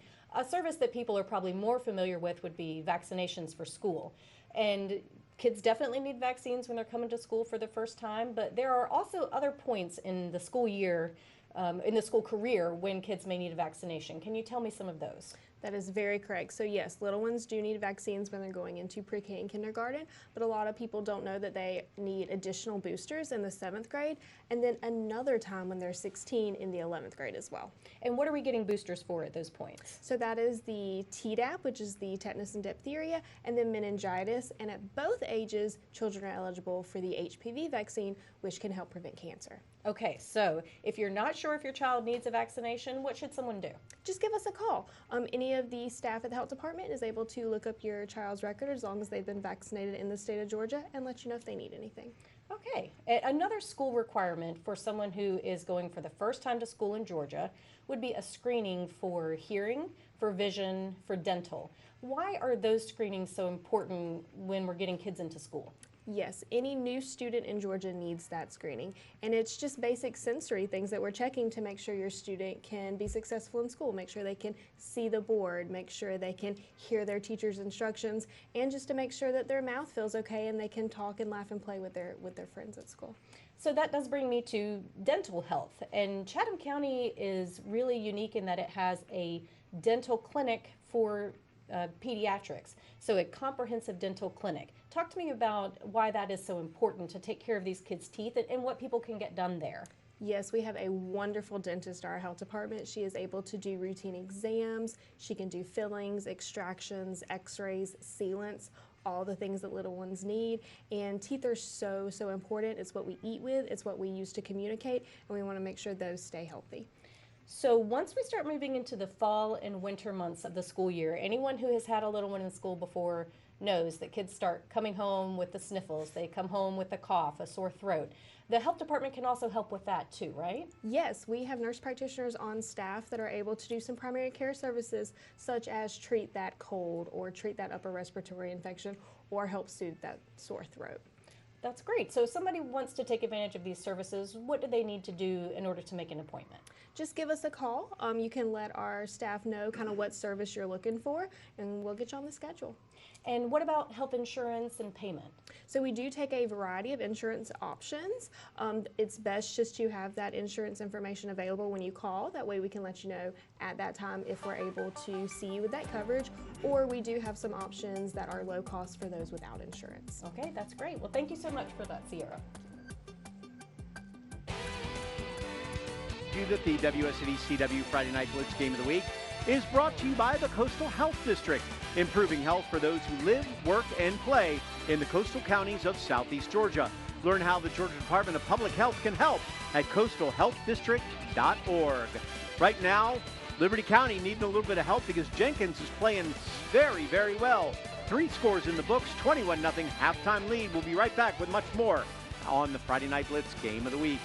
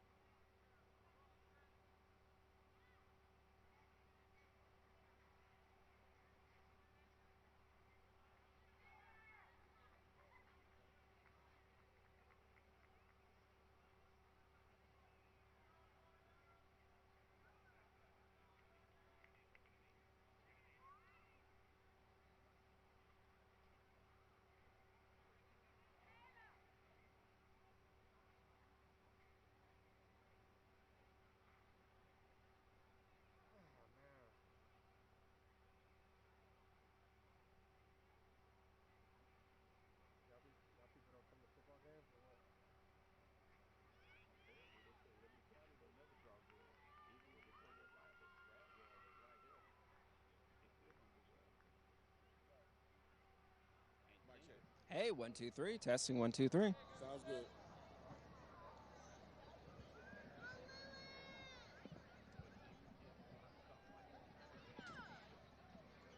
Ladies and gentlemen, for your halftime entertainment, the pride of Liberty County, the Texas Marching Band. Which is a portion of our 2025 competition show, Break Free. The human experience is filled with many challenges and hurdles which must be overcome. In order to do this, we must break free from those thoughts, feelings, and events which seek to trap us. This evening, we will perform Enigma theme from the Enigma Variations by Edward Algar, clubbed to death by Rob Dugan as popularized by the Matrix movie franchise, the 1980s hit from Tears for Fears' Mad World, and What Was I Made For from Billie Eilish. Now, more of the Friday Night Blitz Game of the Week halftime show, sponsored by the Georgia Department of Public Health.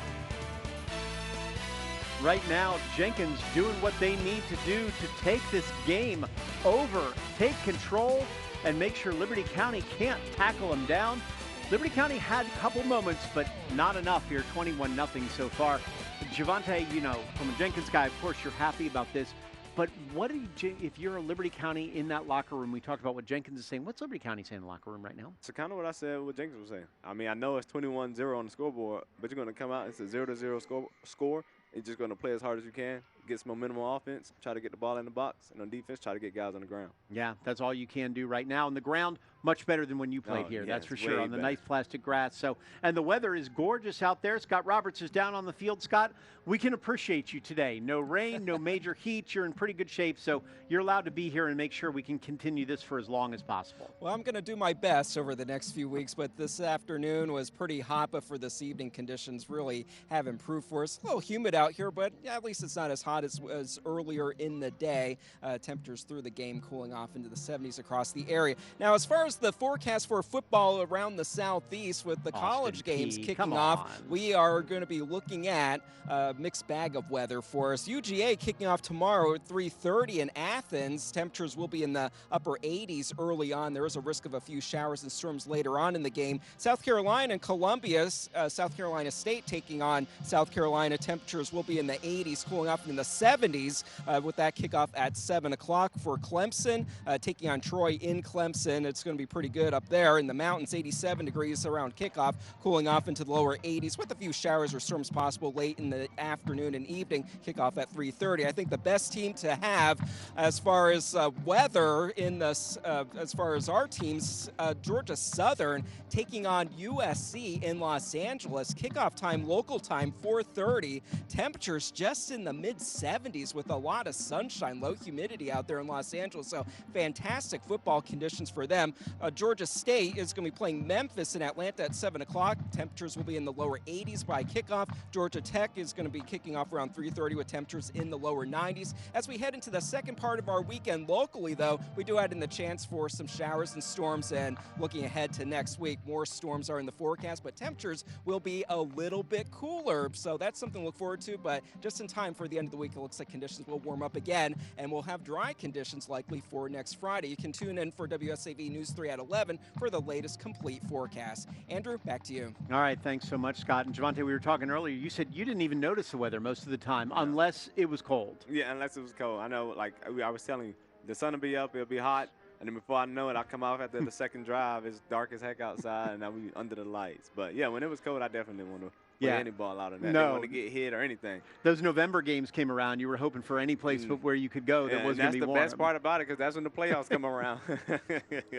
And there is a difference. I mean, if you're on the field, you talked about the different fields, like when you guys played, and how the difference came out there, other than what they have now, this beautiful plastic, plastic grass, I call it, but obviously the field turf.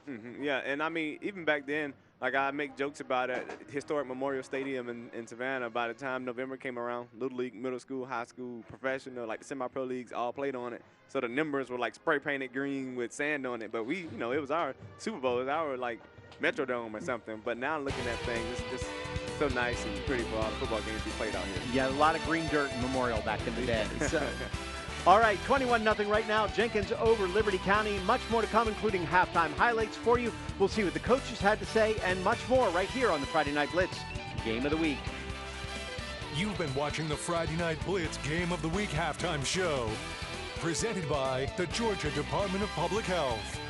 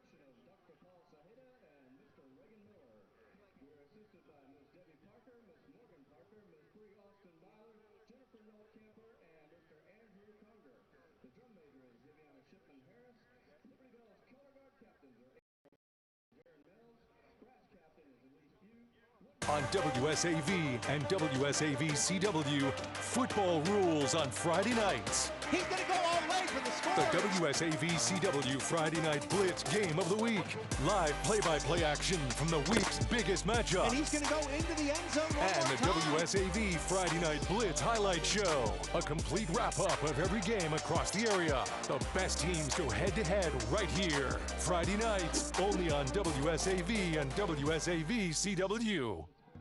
The Savannah Jazz Festival presents a hassle-free experience in Forsyth Park in the Nickel and Oak Lounge patron tent.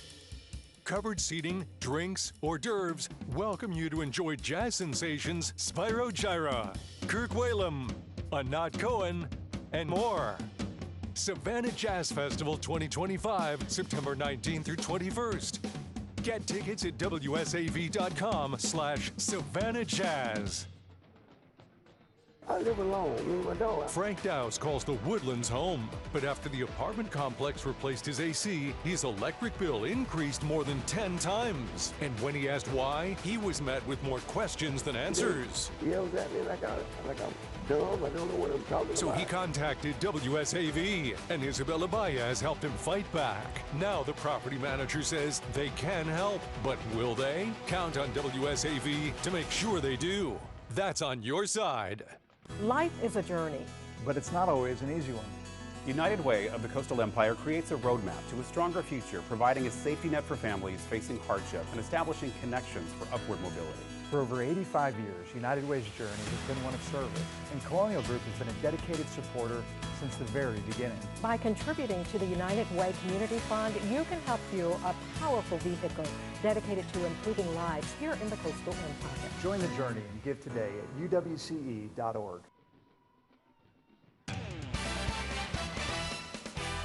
Friday Night Blitz Game of the Week is brought to you by the O.C. Welch Ford Lincoln. Find the certified pre-owned cars or trucks you're looking for online at GoCOCFord.com. Well, right now, somebody's going to drive home the point that Liberty County needs to turn this around. 21-0. Jenkins has done everything they've needed to on the offensive side, defensively shutting down that expansive running game so far. You know, we talked about what you need to do and mixing it up in there. If you're Liberty County, what do you come out with? Is it immediately just going right back to Elijah Brown, or do you have to do something different? You know, the Madden and NCAA player in me says take a shot. But, no, I would just go back to something that we know that works. So, yeah, the ground game, they've been having some success with that tonight, so I'll go right back to that. You don't have Mahomes out here to play with or somebody, you know, or whatever quarterback it is that you're going with on NCAA. Yeah. So we'll want to get some of those halftime highlights for you to show you exactly what we've seen so far. And it really has been all Jenkins and really all of one man so far. Dominique Johnson has done most of the damage for everybody. You look at these highlights, and early on it was really just a stalemate. But this is Ryan Scott getting pulled down by Liberty. It looked like Liberty could really stop this running game early. They were stuffing him early. Mr. Alexis was in there around the ball early and often. Then after that, Jenkins was able to find something, and they stuck to it. Well, that was the misdirection there by Kamari Wright, and then Ryan Scott was able to start finding those holes up the middle. They moved Cam Thompson to the middle. That seemed to make a difference. They moved Cam to center like we mentioned, and that seemed to make a difference in the running game, which opened up some stuff in the passing game. And then Dom Johnson with the sweep to the outside, and then this quick hitch, and Dom Johnson would take it the rest of the way so far. Johnson, 4 rushes, 50 yards, and a touchdown, 1 reception, 80 yards. You watched it there, and the touchdown. Holloway, the quarterback, 3 of 4 for 89 yards and a touchdown, so not much, but he hasn't had to do much with the passing game so far. Liberty hasn't been able to put much together. Elijah Brown, who's their guy, 11 rushes, 44 yards, not able to score, obviously, so far. Real mixed bag if you're Liberty County, because you know you have to stick with this running game. You know you have to make Elijah Brown work, but you don't have that much time to do it. Correct. And being that, you know, time is of essence now, you know, we always say it's long and a lot of football left to be played, but now those drives are going to start getting cut short. So they got to make something happen to get in the box and score here. And what if you're that quarterback right now, sophomore quarterback, you trust him somewhat. He's still learning every game too. Yeah. If you're that quarterback right now, your eyes probably super wide, but just got to remember that, you know, at the end of the day, you're still a kid, you're having fun, you're playing football, but know that, you know, you have the opportunity to put the keys in the Cadillac and take the team and bring the team back and lead them down the way. All right, Hank Tatum talked to both coaches. Hank, what did you hear from them? Well, guys, I spoke with Jenkins head coach Tony Welch, and he said a big reason for the success and the 21-0 lead is that his team has been winning the one-on-ones on the outside. And a big part of that is when we talked to Liberty head coach Tony Glazer before the game, he's not able to really blitz like he'd like to because of the passing attack of Jenkins. We'll see if they try to dial up something different on the Liberty County defense here in the second half. But there's no fooling Tony Welch for this Jenkins team. They were up 21-0 last year in this same matchup, and it ended up becoming a close game. So he knows his guys have got to keep their foot on the gas, and there's no letting up in this game. We'll see if they can pull away or if Liberty County can inch their way back into this one. And Coach Welch talked to me about that, and Hank's absolutely right. He said, well, the difference is it's not pouring down rain like it was last year, because they both said the last 2 years it's just been an absolute mud bowl out there for everybody. So here's the difference. You're looking at this region. We really saw Calvary last week, who put up 59 on Oceanside, who's very good. They could be the class of this. Do you see this Jenkins team, though, being the one that could take them down and maybe that #1 spot in the region? Well, you know, this Jenkins team probably is just equally matched as them. They're pretty big. They got a lot of weapons. Sometimes it takes them a little longer to get theirs going and use them than what Calvary does. But I definitely see that this being one of the region foes that Calvary really has to circle on their calendar at some point. Long County's always tough, too. When you went out of the area and gone all the way out to some of those places, those are some of the toughest places to play. Oh, my goodness. When I was coaching at Calvary, like our lowest scoring offensive game was Long County, and they had some guys that were laying the wood and tackling and getting our guys on the ground, and we were really dynamic that year. We're going to get to see what happens, too. Southeast Bullock taking on Calvary. When you have a game like they did, which was an absolute track meet last week, 59-49, then have to come up with Southeast Bullock team that just wants to run at you the whole time. That's where they're especially dangerous, aren't they? Yeah, and then, you know, that also, like, turns into another form of, like, defense, just because the longer that offense is on the field, that's making the opposing offense, like, have to think about things a little longer. Well, you have some great memories on this from the wins and the losses you were talking about before. A lot of those are connected to this man, Kirk Warner. 20 years as Liberty County coach, really built this program out of nothing out there. An absolutely legendary figure here. Unfortunately, died of cancer not that long ago. You know, talk to me about what he meant, not just to this area, but to high school football. Yeah, as you see, that's a game against us at Memorial Stadium that we actually ended up coming on top, like, what, 41-40? It was that tough of a game. We prepared for them to do one thing on offense, then they came out and did a totally different thing. And that's just like the type of coach that he was, and he had something up his sleeve for everyone, and he had a lot of talent here, and those guys respected the heck out of him. Boy, his defenses, it's what I always remember. You never walked out of here without getting at least 2 or 3 giant hits from somebody. Those, and then just imagine throwing a pick six to a defensive end on a flood route, and he was that athletic to pick it off and go and score. I think it was either Tramel Waltire or there was a Trayvon Freeman, one of those guys that picked me off and then walked into the end zone and looked at me and dared at me to try and tackle him. and you said, no thanks, I'm going to pass on that. We're going to let him go for 6 and move on from there.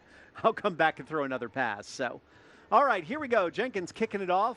Liberty County will take it back, but that one goes straight into the end zone, and they will start at the 20. So we're going to see what Liberty County can do so far. Jair Roberts really hasn't been able to do much on the passing game through that pick late instead. So Elijah Brown has had 44 yards on 11 carries. You know, 4.4 sounds good, but if you look at it, he had 2 carries that were both over 10. Beyond that, wasn't able to do much for those other 9 carries. Yeah, and then he's also just been getting hit a lot tonight. I know, like, at some point something's going to break. I know Jenkins doesn't want that, but that's how it typically happens. So once that comes, you know, he'll feel rewarded for it, but he's been getting hit a lot tonight taking those carries. And you said the corners and the safeties, when he has been getting out there, are the ones delivering those hits, too. Yeah, and you don't typically see that, especially not in high school, and that means that Jenkins is doing a good job doing some open field tackling drills. Here's Roberts. He's going to roll out under pressure, throws it up for grabs, and just short of his intended receiver on that one. That was intended for Khalil Green.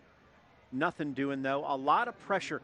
Jenkins really has been dialing up some stuff from the outside. Yeah, and right here we can see that Mr. Roberts is fading away from his throw, so that's kind of why that ball's left a little short. there. You want to get that lead shoulder point downfield at your target. And I know there's some pressure coming at you, but you want to follow that throw and follow through so you can deliver a nice strike. How hard is that, especially as a sophomore? When you were a freshman, sophomore, you're still building that arm strength to get it out there. Yeah, it's very hard. And I'm up here saying that I'm trying to make it sound that easy, but it's very hard. There's Antonio Garland, I believe, get the catch. No, they're going to say no. Now there's a Jenkins man down on the field as well. That's an incomplete pass. Jordan Fan is the man down as they check him out. See a man down. One of the D tackles in there, D ends. He's a junior, listed 5'10", 225, a little bit bigger than that probably, but hopefully he's doing okay. So the incomplete pass there makes it 3rd and 10. But you said arm strength. Does it really build that freshman, sophomore as you build that strength and build that weight? Yeah, it definitely builds. You know, you got to take those weight training classes serious, something that I actually didn't do. And, like, I see Jenkins, they have that big, beautiful weight room, and these guys look like they're loving it and enjoying and eating it up. So from that, and then also just doing some things in the off-season. And, to be honest, if you play extra sport, maybe baseball, throwing, track, or something like that, that helps as well. I was seeing that from Oceanside. All the guys seem to play lacrosse. Yes. Because you got into shape through lacrosse. It's the running, but it's the strength that it takes on something like that, too. Mm-hmm. But it's different. Baseball's a different sport, but it gets your arm in shape and does something. Basketball teaches you something, too. I think they all do. You talked about it, playing multiple sports. You wanted to do it in college, even, you said. Yeah, I did. Well, we'll see here 3rd and 10. We're going to stick with the football sport right now for Liberty County. Hopefully, Jair Roberts can get something going for his team. He's going to get that snap. Not much pressure except a little bit from the outside. And then Roberts looking to get some help. Can't do anything and just throws that one away. He was looking to go back up the middle, which had worked a couple times. This time, Jenkins wise to it and stopped closing that middle up fast. You know, there could be just a little bit that he's getting out of there a little early right now. But that just comes with just him being, you know, just as young as he is. But also with Jenkins giving that much pressure, I would probably be a little antsy and have ants in my pants as well. Sean Lee made him throw that ball away. Good job by the senior on that one. Liberty County again forced to punt. Antonio Garland has done a nice job with the punts, but he was hoping to catch more passes than kick punts today. Yeah, I'm sure he was hoping that. Things looks like they're going to set up what would be a return. Garland with another good kick with 2 guys down there. It's going to go ahead and stop on a dime. Right about the 50, maybe the 49 of Jenkins. All right, so you've seen the misdirection. You've let Ryan Scott go up the middle. I guess it's just more of the same at this point, isn't it? Yeah, more of the same for sure. You know, want to get just a little more points on behind you under your belt for Jenkins before you start making any subs or anything. But also at this point, being that you are up in a comfortable lead, try to work on some things that you've been struggling with. Because this is the game, this is the time that you can work on those things, kind of broaden, you know, what your palette is. Do you throw a little bit more? I mean, they end up throwing a lot against Lowndes. Obviously, it's dangerous, but they trust Holloway. He only had 2 picks last year with 14 touchdowns. And he just delivered a nice little quick pass little toss right to the outside. See, I know what I'm doing. Exactly. Now I'm going to coach, too. Yeah, I know that's right. Kamari right with the catch on that one. So, but I just wonder, because it's obviously another fun part of the game that you want to build up, so if you get comfortable doing it, you can. Exactly, and if you have a defense that is taking away your running attack, you want to be able to air the ball out and complete some passes. So again, Demetrius Holloway, the quarterback here. He's going to hand it off to Ryan Scott, who makes 2 moves, couple moves there to get back to the line of scrimmage, but that's all he gets on that. Talking to Coach Welch, the reason I think you need to make it variety of it, they played Lowndes' first game of the year. Lowndes has a 5-star quarterback. They knocked him out in the first quarter. So Lowndes ran Wildcat all day and ran for 435 yards. Wow. Because he said, we covered for the spread. We played defense for the spread the entire week, and then they just were able to run it at us, and we didn't know what to do comparatively. So I wonder if that's not something that's in his mind going, if we need to throw more, we can. If we need to do something in case something happens, we got to be ready. Always got to prepare for the unexpected. And that Holloway, good throw there, just through the hands of his intended receiver. So that'll be 3rd down. Very interesting, he talked about, he said, we were ready for the spread all day. And they knew they'd run Wildcat once or twice. Instead, quarterback went down, and they did nothing but run Wildcat at us, and we weren't ready for it. Yeah, and that actually brings me back to a Coach Kurt Warner memory. There was something that happened that game that they ended up having to move away from their offense and end up going straight up not with the wishbone, a full house offense, and rush for like 340 against us. There's Ryan Scott again. This time he's got a big hole. He's got an open area. Going to get pulled down at the 16. A huge play for Scott. That's a 24-yard gain. Yeah, Mr. Ryan Scott's been showing why, you know, Coach Welch is so proud of him and talking about him tonight. He's has some end rounds. He's going up the middle. He's shown that he can run between the tackles, off the tackle, and has some ball security as well. Coach said he likes to get people 9 or 10 touches. That's 10 touches for Ryan Scott on the nose. Let's see if he gets him 11, 12 or more. He had to earn it, and I think he has so far in this game. 9:49 left in the third. Jenkins driving one more time on Liberty County. There's the handoff to Scott. Nothing doing this time, though. Give credit to the tackler, Christian Hines, who stopped him in his tracks. And once again, I know we talked about it with Mr. Brown over carrying the ball for the Panthers, but even Ryan Scott, he's getting hit hard in the backfield, and we've seen for him that, you know, some of these runs have popped for him, and he's able to get back up. But you get rewarded at some point once you're being the workhorse and you're taking a lot of hits back there.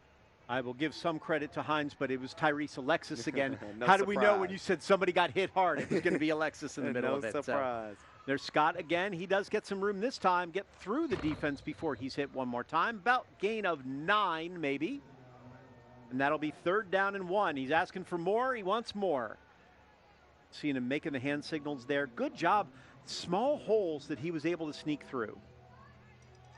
He's not the biggest guy, but he's got good feet and strong. There's Scott again. He will get the first down and more. Get down to the 2. This has been the Ryan Scott drive. Let's see if Coach Welch gives it to him again to go on and score. Well, you see him every time he gets up and he said, roll it again, Coach, roll it again. I'm actually surprised to see how many coaches on the Jenkins sideline don't have headsets on. Coach Welch isn't wearing a headset. Coach Welch doesn't a lot, which is really interesting to me. I guess he wants to get in the feel of the game, whatever that may be. So give it to Scott one more time, and no signal yet. They will say touchdown, so Ryan Scott does basically all the work on this drive, and he goes in for the score. 27-0 Jenkins over Liberty County. Scott just kept his legs moving, kept the drive going. Can't be denied. And all the way in, right on the edge there. Good blocks on the outside, kept going, too, to make sure if Scott was able to break free, they knew where they were going. You know, he probably knew that was his last drive, so he was hoping Coach to continue to give him the ball, let him get in the box, he showed him some of the love, and he took advantage of every carry that he got just then. You know, now he started 54 going in there. He's got close to 90 after that drive alone. Wow. Good job for him, and the kick is up, and it's good at that point. So 28-0 Jenkins. So Ryan Scott does his part, gets those 15 carries, earned those extra carries. Liberty County now trying to put something together. So you're Liberty, 8:05 in the third. You're not out of it yet, but it doesn't look good right now. As we said, is it mixing it up, or maybe do you move away and say, well, who else can we get that can do a really good job? It's been Aaron Brown and Elijah Brown. Now what about Garland and some of the other ones? And what about all the other games that we've got out here? Savannah Country Day and Bluffton. Bluffton's one of those spread teams, loves to throw it all over the field. That was where we thought about that and said, well, we got Bluffton in a couple weeks against Hilton Head, which will be fun. Cathedral and Cross, Bethesda and John Paul. Bethesda suddenly a power. I don't know where they came from. Yes. Will Branch, Ridgeland, and Hilton Head Christian as well. And here's the kick. It's going to bounce at the 2 and then into the end zone for a touchback. So Roberts is your sophomore quarterback. Is this about building confidence in him now? Yeah, it is, and just let him see, like letting him see and build like what drive and what identity that he can have right now. You know, coming from behind. Jenkins is obviously a front runner bunch right here. So just to see how he responds and reacts to being down right now, and you know, in their home stadium, and have a lot of guys looking back at him in that huddle. You played early in your career. Was there something that clicked in you when you started to really get it in the early part of your career? I actually was in a similar situation, up 28-0 versus Pierce County, and there's a guy that we all may know or may not, and Stetson Bennett, the fourth, that walked us down in Bear Stadium and came back from 28-0, and we ended up going 64-62 and lost in 2 overtimes. And I think that opened my eyes to show that we can be up and as high and mighty as we think we are. And then, boom, at the drop of a dime, you know, a lot of football left. Someone can make a play that leads on to another, and turn the ball game. This is Elijah Brown again getting it, nothing, doing another big tackle. Sean Lee this time in the middle along with that big man, Amonte Crawford again, who cleaned up the mess.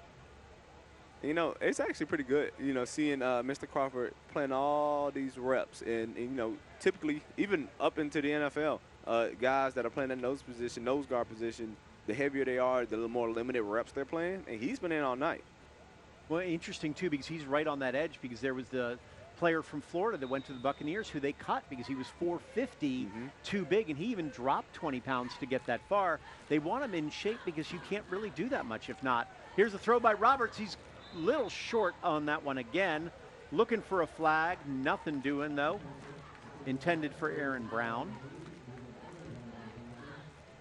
Roberts looks like the pressure has gotten to him a little bit. That Jenkins pressure in his face, he's not stepping into those throws as much. Yeah, and we haven't really seen him get hit as much tonight, so it could just be the fact that you just have those big bodies and they're like imposing their will on your offensive lineman, so he's ready to get the ball out a little quicker.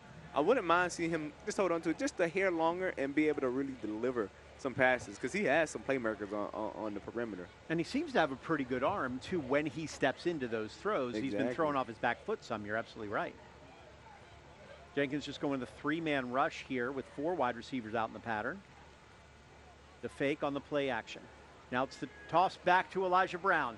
He's to the 20, to the 25, and that's all he gets. Nice tackle by John Izzard.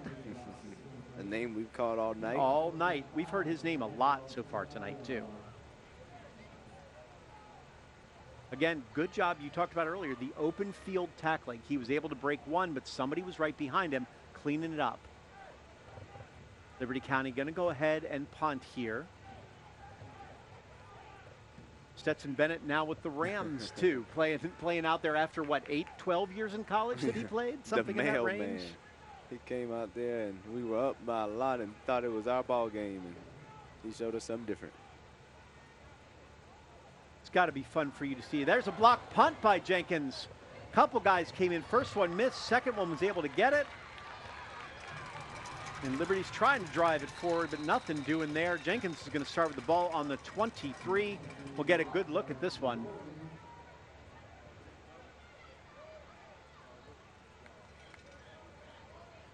So we'll see what happened. You got the second man down. There's one man also. That's Noah Whitaker. Sorry, not Noah Whitaker on that. That's Mekhi James who's down. Good block by Jenkins. Take a look at that real quick and see what happened. But it looks like Jenkins, man down, Jenkins block punt. They'll be in line for another possible score. We'll see what they can do with it next on the Friday Night Blitz Game of the Week.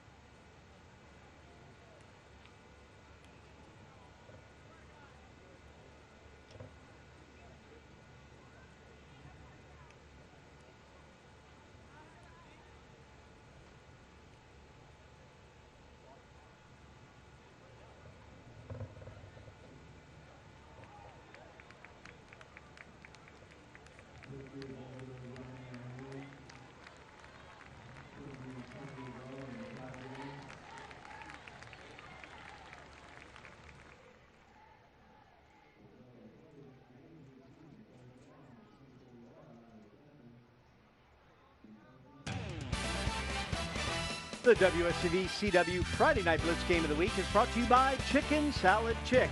Deliciously fresh in Bluffton, Savannah, Pooler, and Statesboro. Made from scratch, served from the heart. A lot of heart here on this field for both of these teams. Right now, though, Jenkins really dominating this game, 28-0 over Liberty County. I think it's a surprise to both of us. While we looked on the field that Jenkins was bigger on the line side, we thought Liberty County could really hang with them. Yeah, and the way it looked in pregame, both teams looked like they were ready to go. Both teams are focused. You know, once the whistle blew and the ball was kicked, we saw Jenkins struggle for a quick second and then started rolling. We'll see what they can do here with another drive after the blocked punt down to the 24-yard line. Demetrius Holloway, your quarterback. He's going to fake it one way, go the other. The cut back to the outside. 2 cuts on that. Kamari Wright, with another. He already had a touchdown earlier today in on this one for Jalen Elliott, who's out, the wide receiver slot back that they had, bringing a different something to this offense. Yeah, and we see the misdirection back there, so that just shows you that they have guys, even the replacements or the subs, they're able to come right on in and fit right into this offense. There's a lot of misdirection and possibly confusing plays. Is that helpful in a wing T too? Maybe does that make it easier to fill those holes? Yeah, because it takes so much to operate this offense. So you kind of spend a lot of time on just the starters, but it's actually good that Coach Welch is over there getting multiple guys good reps so everyone can fill right in and come and play. Drop snap on that one for Holloway, so we will be 3rd and 4 on this. Jenkins with the ball in that early 4-touchdown lead. There's Holloway. He's going to toss it, a quick toss to the outside. Nothing doing. Not anywhere really near the receiver. Maybe tipped at the line on that one, intended for Torian Wilson. So we'll see if they come out for Woodley for a 3-pointer, or Coach Welch looks like he's going to go for this. I guess up 4 scores. Do you need the field goal other than to prove that your guy can do it, or do you go ahead and go for this? Figure you're pinning him inside the 20 to begin with. So what's the call? Misdirection from here or right up the middle? I'm thinking right up the middle. If I'm Jenkins here, that's been working for us the best. Misdirection, that's a lot of action in the backfield, and a lot has to go right back then, and we just saw a fumble snap, so you don't necessarily want to turn the ball over right here, although they will be pinned pretty deep, but I would go right up the middle here if we're going to go for it. We'll see what happens. They waited too long, had to call a timeout on this one. So tonight at 11:15, showing you all the games we've got out there. Jeff Davis and Tattnall County going out to the outside. That Calvary Southeast Bullock game and the Savannah Christian Oceanside. After seeing Oceanside last week, Christian brings a completely different weapon set than Calvary does. So interesting to see what they can do. Yeah, Savannah Christian always does a good job, and they always have guys that can play multiple positions, both sides of the ball, ready to go. And they are loaded and huge on the offensive line, I'll tell you that. And even as a high school student, I mean, Calvary ran up and down the field. They had to be tired all week. Does it make a difference a week later, or are you just running on adrenaline anyways as a young person? As a young person, you don't feel much of anything. I don't know how I did it, all those snaps and back and forth, because in college I was dying after 63 snaps at corner and playing a couple on doggone special teams.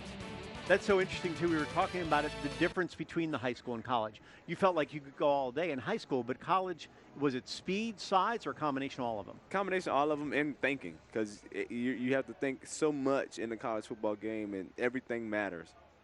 So thinking about it, the Coach Welch did. He's going to go ahead and kick this field goal. This will be the first attempt of the year of a field goal for Josh Woodley, who's proven he's got a good leg. It'll be from 35 yards out. Kick is up. And that kick is good. Josh Woodley from 35 yards out makes it 31-0. Jenkins over Liberty County. So really a combination of the two, the size, but the mental side of things was big for you too. Yes, I mean, that's just a major transition going from high school over into college, just because you have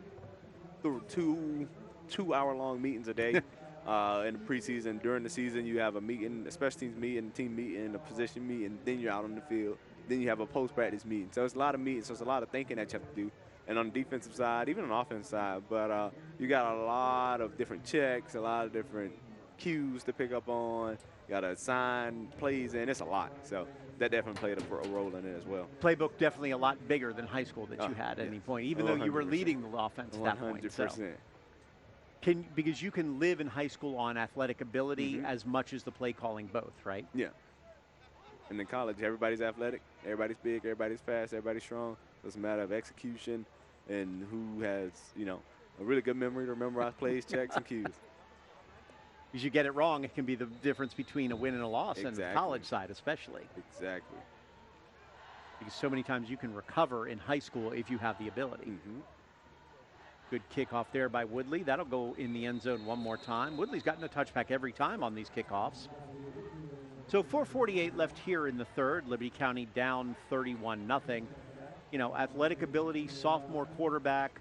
You were a sophomore playing quarterback, playing those kind of things. And then junior and senior year, it just sort of comes to you, but it's also the guys around you, you said, too. You had so many different guys who then moved on to college and did what they could. Even though you weren't the biggest team, was it just pure athletic ability that got you that far to the Elite Eight and beyond then? We were pretty well prepared. I mean, I got to give a shout out to our coach staff, especially my guy, Jason Cameron. He instilled some stuff in us that we were able to honestly perfect over in the summertime, and it grew on us, and we developed and made some tweaks as the season went on. There's the play up the middle. Big play. It's a good run by Noel Best. He's the junior running back, 6'2", 190. Did rush against Windsor, 6 for 34 and a touchdown in that blowout win. So they've taken Elijah Brown out, who's their main running back. There's probably no need to keep him running too much right now because you're going to need him the rest of the season for Liberty, who's really thinking they can still be in that 2-3 spot potentially for playoffs. Another man down on this one. You don't like to see anybody hurt. That's Wyatt Jarman, who's listed as a quarterback in here, but also getting some time on the defensive side.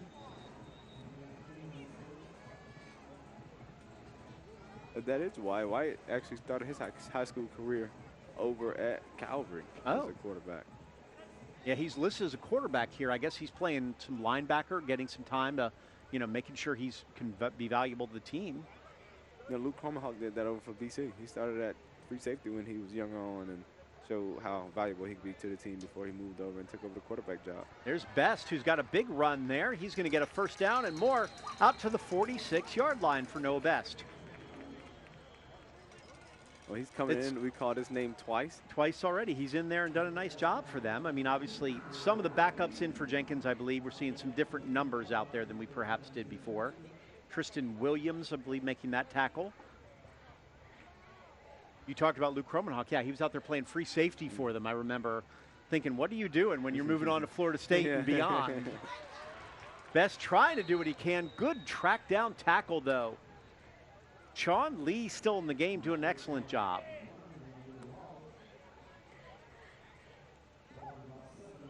It's kind of fun, though, when you have a quarterback who can play defense or wants to play some defense, too, right? Because I didn't make my first tackle until being in Death Valley in college. And a fine time to learn how to make it just because I played quarterback my whole entire life and all through high school. Who'd you tackle? Do you remember? Cornell Powell on the 10-yard dig. There you go. See? That's got to be an interesting transition for you to see. No, we want you to play defense now. Now here's the play by Roberts. Roberts looking. He's got a good throw and almost intercepted on that one. Very close to a pick by Dario Gadsden. Dario Gadsden. I'm sure he wishes he had that one back. Very close on that. So third down and about 16.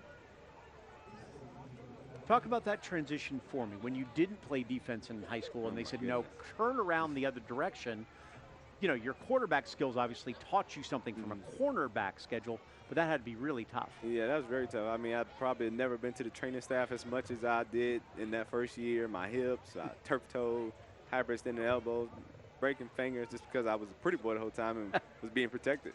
There's the screen pass up top. Very nice play to Montavious Jordan. He's inside the 40, down to the 30 to the 28-yard line. The best play of the day for the Panthers. And Brian Swinton in on the tackle right there. Yeah, you forget because you're forward moving for a quarterback and then you're backward moving on, you got to do your hips that way for everything. Goodness, it was something. Good catch by Johnson on that too. Just a sophomore himself. Had 2 catches for 42 yards last year as just a freshman. And had 2 receptions for 41 yards against Windsor. So clearly catching the ball is his thing. Here's Best again. Noel Best. Noel Best. Good run. Shown some good burst on here to the junior. Yeah, and they're also spreading out that formation a little bit. I don't know if that is what is helping them right now, but them spreading it out and getting some positive running yards. You can really learn something in games like this, looking at the tackle by Tristan Williams and Brandon Brown.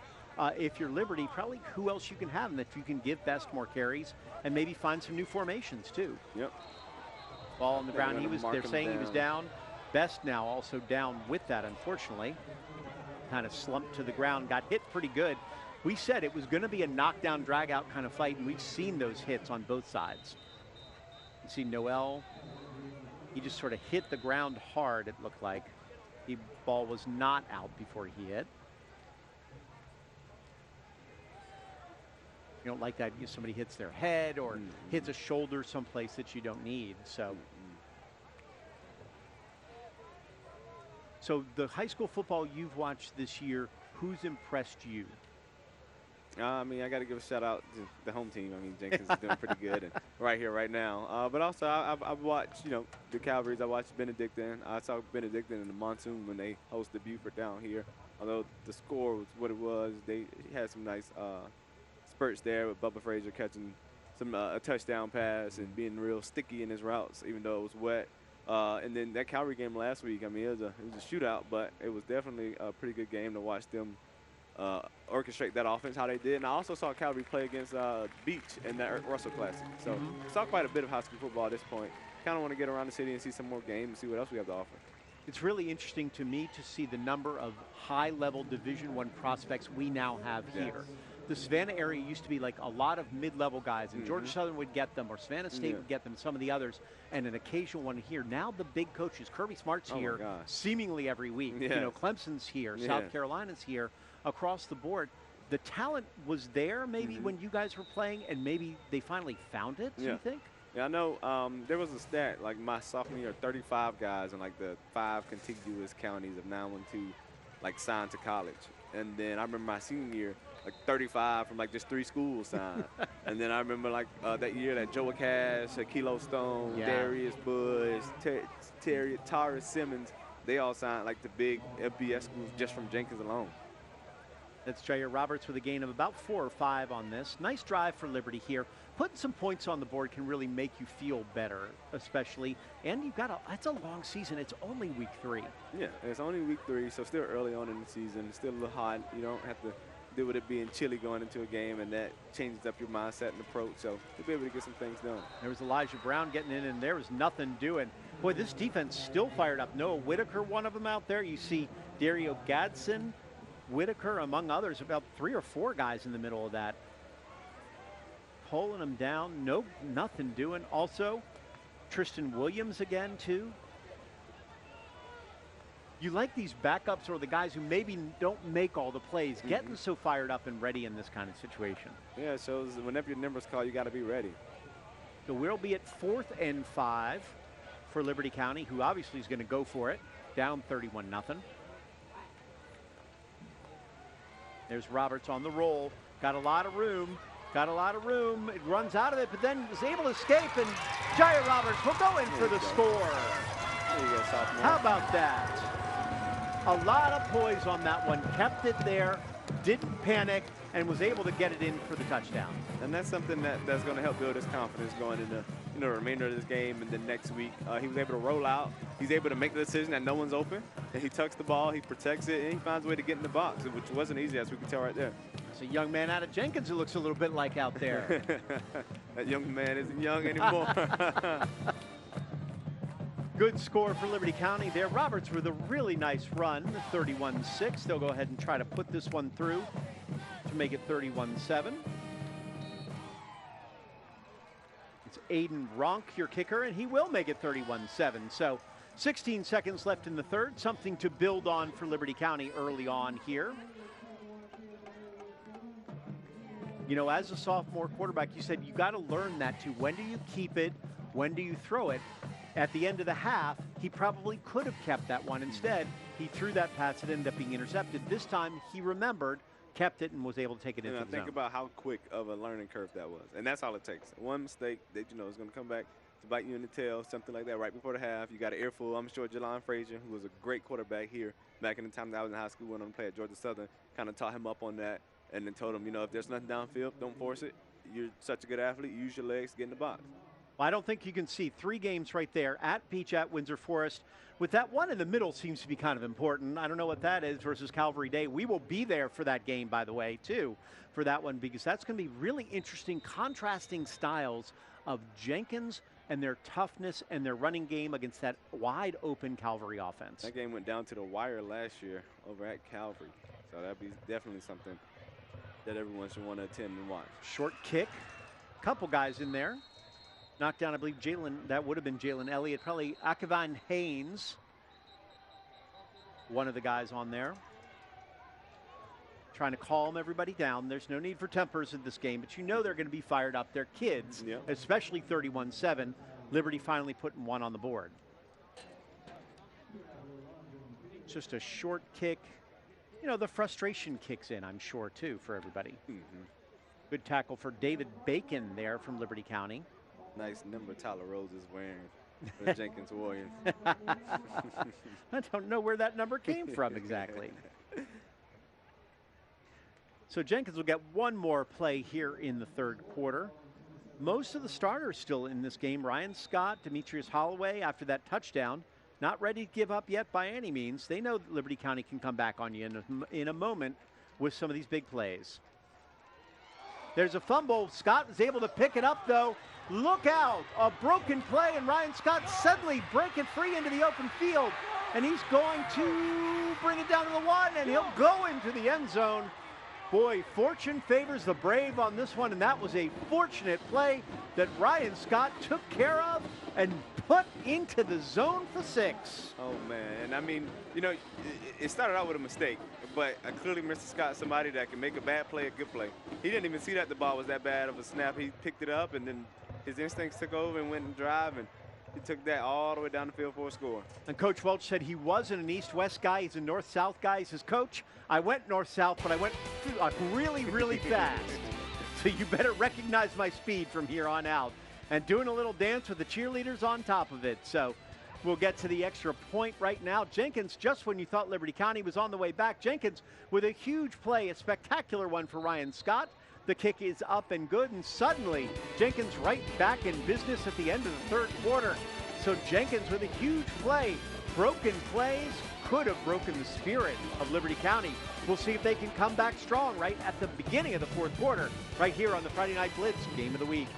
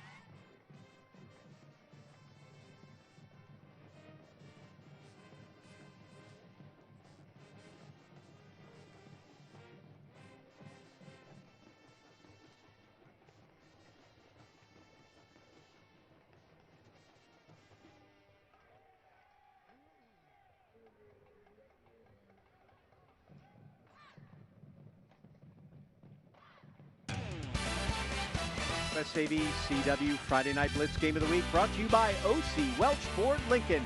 Looking for a new truck? Go see OC today. Well, so far, Jenkins has been driving home a point that they are a team to be reckoned with. 38-7 at the start of the fourth quarter. A broken play at the end of the third, tapping some of that momentum that Liberty County had walking in. Now the Panthers hoping to put another score on the board and bring this back to a better sense for them and keep going for the rest of the year because they've got a long season ahead. We were talking about the broken play. Ryan Scott now 15 rushes, 174 yards and 2 touchdowns. He was considered sort of the other guy. Maybe we'd get him a few carries. Maybe we get him 10 or 15. Well, he got 15. He's done whatever he can with it. Exactly. And he just showed a lot of what he could do on that busted play just then. I mean, he picked it up, so he showed some situational awareness. He showed his speed. He stepped out of a tackle, so he shows that he's a tough runner. And he showed us that he could dance. Yeah, so interesting. So 31 points. It is a running clock right now for everybody, just to understand why it's still going after the play. 30 points is that mark that they do with it. You know, Liberty County says, you know, you don't want to get anybody hurt. You don't want to be in a position like that somewhere. They're still going to run with their guys. They've still got Jair Roberts, just a sophomore, so you want to make sure he gets good reps and makes good plays. And here he is, too, breaking it free. He's had a couple decent runs up the middle, and I'm sure they want to work with him on that, on finding the right hole and determining when to run, too. Yeah, especially just then. I think that's the first time we saw their zone option game. So now this is the time that they get to practice that, and he gets to see who his read key is. And just right there, he shows that he knows what he's supposed to do. He pulled the ball, kept it. Probably not for as much of a gain that he wants, but that's something new that we've seen, and he's showing that he's ready to learn and eager to get better. Not that you ever got into this position, of course, but what's it like being out there in a game like this on either side, good or bad? Good toss right there from Roberts to Antonio Garland, the senior, with a good catch. That's his second of the day. Being on either side of that, how do you keep your focus, or what can you learn from a game? On the side that Mr. Roberts is on right here is, one, just keep your chin up, because at the end of the day, you're the quarterback and you're the guy that makes the ship go. So everybody's looking at you no matter if you're down 50 or you're up 50. So just keep your chin up to continue to play. And then if you're on Mr. Holloway's side, hopefully I'm able to loosen up my shoulder pads right now and only have to hold. But even then, just not ever get too high, get too mighty, just because at the end of the day, anything can happen, and, you know, we're still human. Absolutely. So here's the handoff up the middle again to Noel Best. Best will get maybe 2 on that. So we were joking about the Memorial Stadium and the green dirt that you had and some of those places you got to play. Then you went out and you said one of your first games was in Clemson in front of 100,000 people. The difference of that when you walk out on that field, I know the field is the same at 100 yards, but to be in the middle of that atmosphere, what's that like? You know, it's funny. Well, we're going to find out exactly what that answer will be right after this break on the Friday Night Blitz Game of the Week.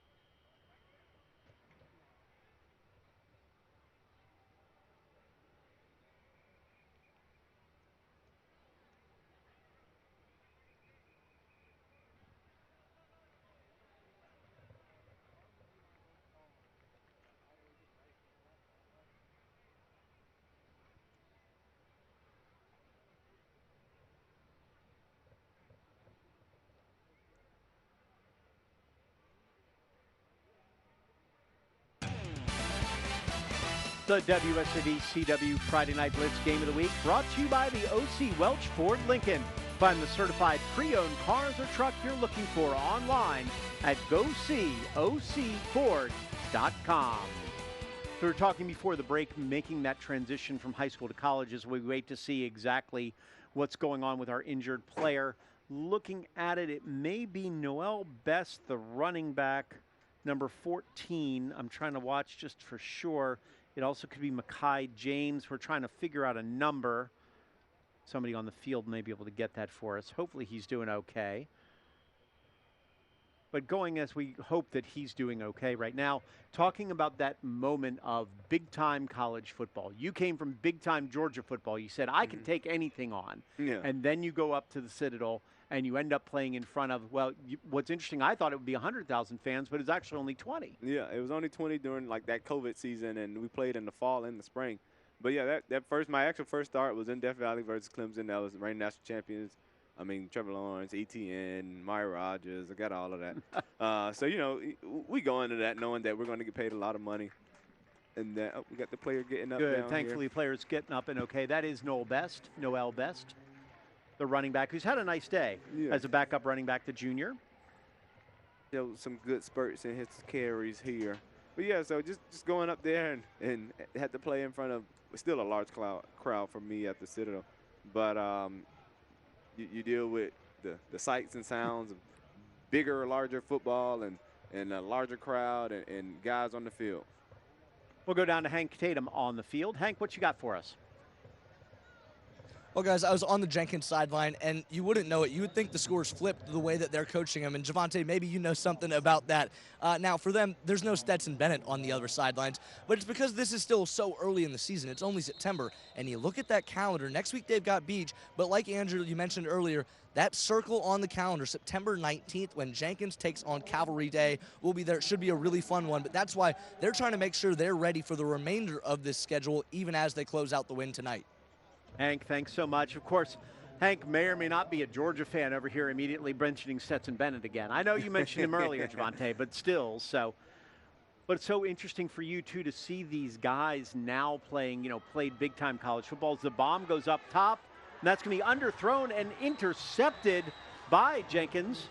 Dominique Johnson. So he's got 2 touchdowns and a pick now. Quite a day for him. I believe, everybody, that could be your player of the game, although Ryan Scott's made his case as well. So interesting to see what we can do with either one of those. But nice pick by Dominique on a ball that's just a little bit underthrown. It looks like Mr. Roberts, he had a pump fake right there, and he was trying to air it out. Probably held it just a little too long, but I think Mr. Dominique Johnson came from over the top anyway, so that's probably one that you want to take a little air off of and try and fit in the window right there for your receiver. Once again, something that he's going to learn. Only a sophomore, which is so interesting to see what he can do this year with the team he has, but grow with them, too. When you have this many juniors and sophomores who are playing for you, including the offensive line, which is junior, sophomore, and 1 senior, basically, too. So they've got a lot to work with in the future, but they're not done by any means now. I mean, they could be a really dangerous, 3 seed if they can get in. And sometimes those 3 seeds are tricky and slippery in the playoffs. Some of those 3 seeds, because they played the top 2 seeds so well, or they got better and battle tested versus the top 2 seeds in the regular season, they get to number 2 seed in the playoffs, and that number 2 seed is a slouch compared to the 2 people that they played. That was Dominique Johnson again for a gain of about 12. He's trying to make that play for player of the game. He's going, I know Ryan Scott's got some yardage right now, but I did get 2 touchdowns too, guys. So. Got the Jenkins band over there putting on the show as they always do. They do a great job out there. Love to see them come and making the trip out too.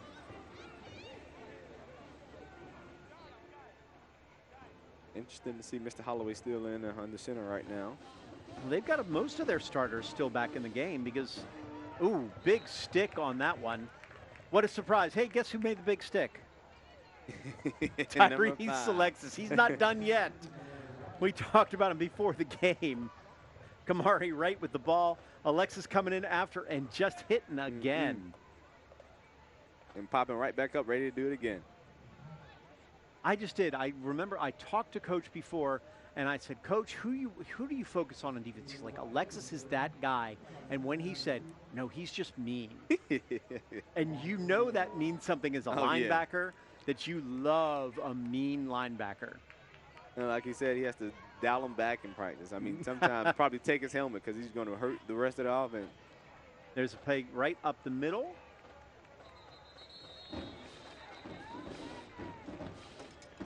See the carry that time by number 25. That's Tyler Smalls, one of their backup running backs. Tyler had 58 yards rushing against Groves, too.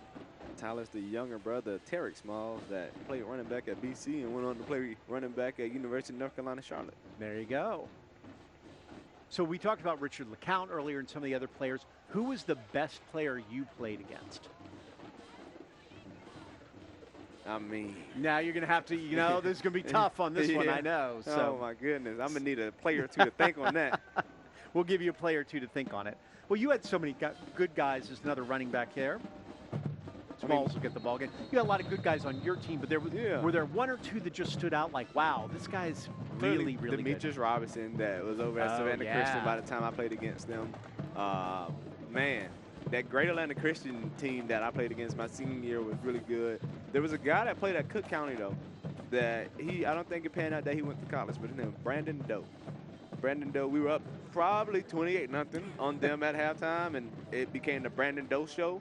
And like he brought all the fog with him, and you couldn't even see in Memorial Stadium by the middle of the fourth quarter. And Brandon Doe walked us down himself, and I think they ended up beating us 35-28. So I would say Brandon Doe, clearly Richard McCown, Demetrius Robinson. And I'm sure there's a couple other people. Boy, Demetrius he was very was special. lightning. Oh, he my was goodness. something special. Oh, he was so fast. I remember seeing him as a freshman even and what he could do, that freshman, sophomore years especially, and just blown away by his talent. There was like some crazy stat that year that he had just gotten over to Christian where he couldn't play until like the last 4 games. In the last 4 games, I think he scored like 18 touchdowns. That's ridiculous. I know like our off days or like if they had a Thursday game, I would go and watch him play and just be amazed at what he could do. Yeah, it's really the speed. I think the receivers are what I always notice is those guys who had that speed. The running backs were always something. We had pretty good quarterbacks, but we had receivers and defensive players. Yes. And he just sparkled every time he touched the ball. Speaking of sparkling and touching the ball, that's a touchdown. Torian Wilson. He's going to score for Jenkins. And I think he's going to get a little penalty after the fact, too, on that one. For Coach Wutz is going to talk to him about that. I'm sure he will because they can't afford that in many of those games. But Torian Wilson with a nice touchdown there for Jenkins, making it 44-7. Again, on that end around, that's worked all day for them. Dominique Johnson scored on a play to the opposite side with that same thing. That's right. It's that weird rule in high school. You can't spin the ball. Wow. He didn't taunt anybody, but you can't spin the ball. I remember this from last year. There was a couple things on that one. So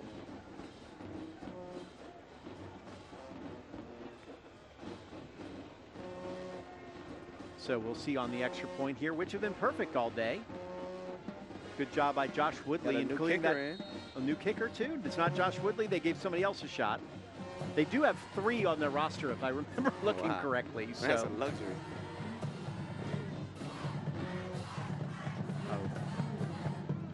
That would be Louis Fuchu, potentially. Sorry if Louis, I butchered your name on there. I apologize, but.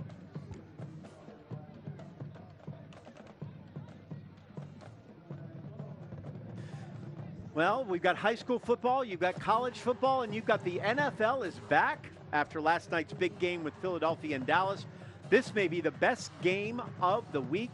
Ravens and Bills right here, well, right on WSAV, the big NBC on that one. Ravens and Bills, 7 o'clock Eastern, Sunday night football. Boy, it's good to have the NFL back, football back in general, and boy, there's some great games to come, and this may be one of the best really for the whole season when they're finished. Meanwhile, tomorrow is, of course, CW Football Saturday. We got a pretty good triple header for you on the CW. First at noon, a Texas showdown between Baylor and last year's ACC champ SMU. Baylor, of course, lost to Auburn last week. SMU, though, looking to start 2-0. Then you've got a future Pac-12 tilt between Fresno State and Oregon State. Oregon State did drop one to Cal last week, but Fresno State beat up on Georgia Southern. Then you wrap the night up after NASCAR with San Diego State at Washington State at 10 o'clock. Washington State beat Idaho last week right on the CW. Now the Cougars taking on the Aztecs, who are 1-0 after they beat Stony Brook, known for their running backs over there at San Diego State. CDW Saturday triple header tomorrow beginning at noon. So big tackle there. Jaden Ellison with that. We're seeing some new names and some new calls on that. Yeah, and that's always a good thing. Getting these young guys in, or guys that don't play as much or aren't as seasoned in, and letting them get some reps, get some film, and also just create some memories. So much of it is memories, too. I asked you earlier, like, how many of the guys do you still talk to from the teams? Like, too many, you said. Too many. And I'm getting a bunch of text messages or pictures of me up here now from some of those guys. Who are down there showing you off, huh? There Robert is still Steele Jenkins pride for you, though, isn't there? Oh, yes. I don't think that'll ever leave. Flag on the play, on the toss. Good throw and good play. I fortunately think this may come back. In the meantime, though, great job. Khalil Green. He's going to get all the way down to the 5. Let's see what the flag is. They all seem to be moving this way.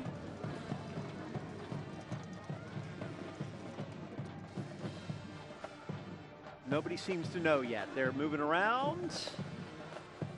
It's going to be offsides and, oh, a chop block. I thought he went offsides, but it was a chop block. He chopped to his hips. He didn't chop down to his knees like they normally do. So unfortunately, that's going to go back.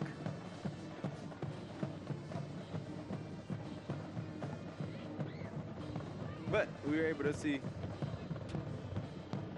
a great, really nice play by Khalil Green. Yeah, by Khalil Green. Got to see some speed. Got to see him get out in open field and show off his wheels. So boy, that's a tough call. There's probably number 50 that went down there. Looked like got taken out by his own man. I'm not sure how that was a chop block exactly, but you'd think they'd give them that and let Liberty County get some yardage and maybe another shot at a score. But refs have a job to do too, so we got to make sure they're right. What are you taking away from this Jenkins team as we tick down on this clock? Can they beat Calvary? I see they're able to operate. They're able to make that offense flow really smoothly for them. There's a lot going on in the backfield. I know that they're going to bring everything they got to Calvary as Calvary will for them. Last year's game was amazing between the two, so I definitely think it'll be one to watch, and everyone should definitely be tuned in for that. That's right, because they can watch it right here on the Friday Night Blitz Game of the Week. See, you've done a great job already. So I'm really looking forward to that, because I think when you look at the athleticism and the ability of Jenkins, they are a team that can stay with Calvary with all those athletes they have all over the field. So I'm really excited for that one. I've been very excited with what Jenkins has been able to do today. 45-7, a huge win for the Warriors, taking out Liberty County. So we'll get you your player of the game, your performance of the game, full highlights, and talk to Coach Welch too about what he thinks coming forward when we continue right here on the Friday Night Blitz Game of the Week.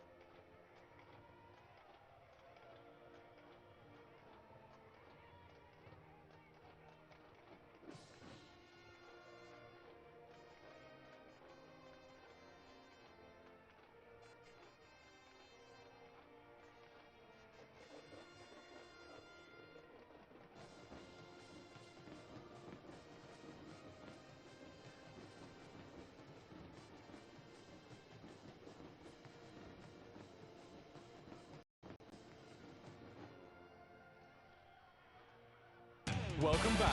Now, more Friday Night Blitz Game of the Week. Here's the O.C. Welch Ford Lincoln postgame show. Well, we had a Jenkins guy in the booth with us and a big Jenkins Warrior win here, 45-7. Really, this one wasn't in doubt basically from halftime on, unfortunately. Andrew Davis here with Javante Middleton. I'll tell you, Javante, it was amazing to see the running game of Jenkins and what they were able to put together on a day when they expected to get beat up. Yeah, it definitely was amazing to see that. Like I mentioned earlier, that offense, there's a lot of intricate pieces in the backfield that a lot of things have to go right for a positive play, and they were able to make those positive plays explosive plays. Yeah, and that's exactly what they did. And the explosive play was a muffed play, weirdly enough, and maybe the play of the game. It's one you wouldn't expect here. You see the snap, which is bobbled, picked up by Ryan Scott, who never gave up on the play, and then turned on the Jets from there and was able to break free. Good block by the wide receiver on the outside. I missed that the first time we watched it, too. 2 touchdowns and also down the field blocking. You don't get a 60-yard touchdown unless you get some downfield blocking from somebody on that, do you? You knew that only too well when you scored your 60s, so take a look here. You saw Ryan Scott pick it up, and good block by Dominique Johnson, who, by the way, had 2 touchdowns himself on this day and an interception and made that great block, but he is key to making that the play of the game by O.C. Welch. And speaking of Welch, we're talking to Tony Welch down there. Hank Tatum is down there with the coach of Jenkins.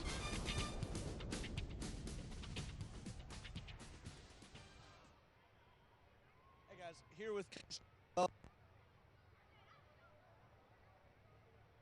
everything that's around this game coming into it. What did it mean for you guys to go out and get a win and look like that tonight?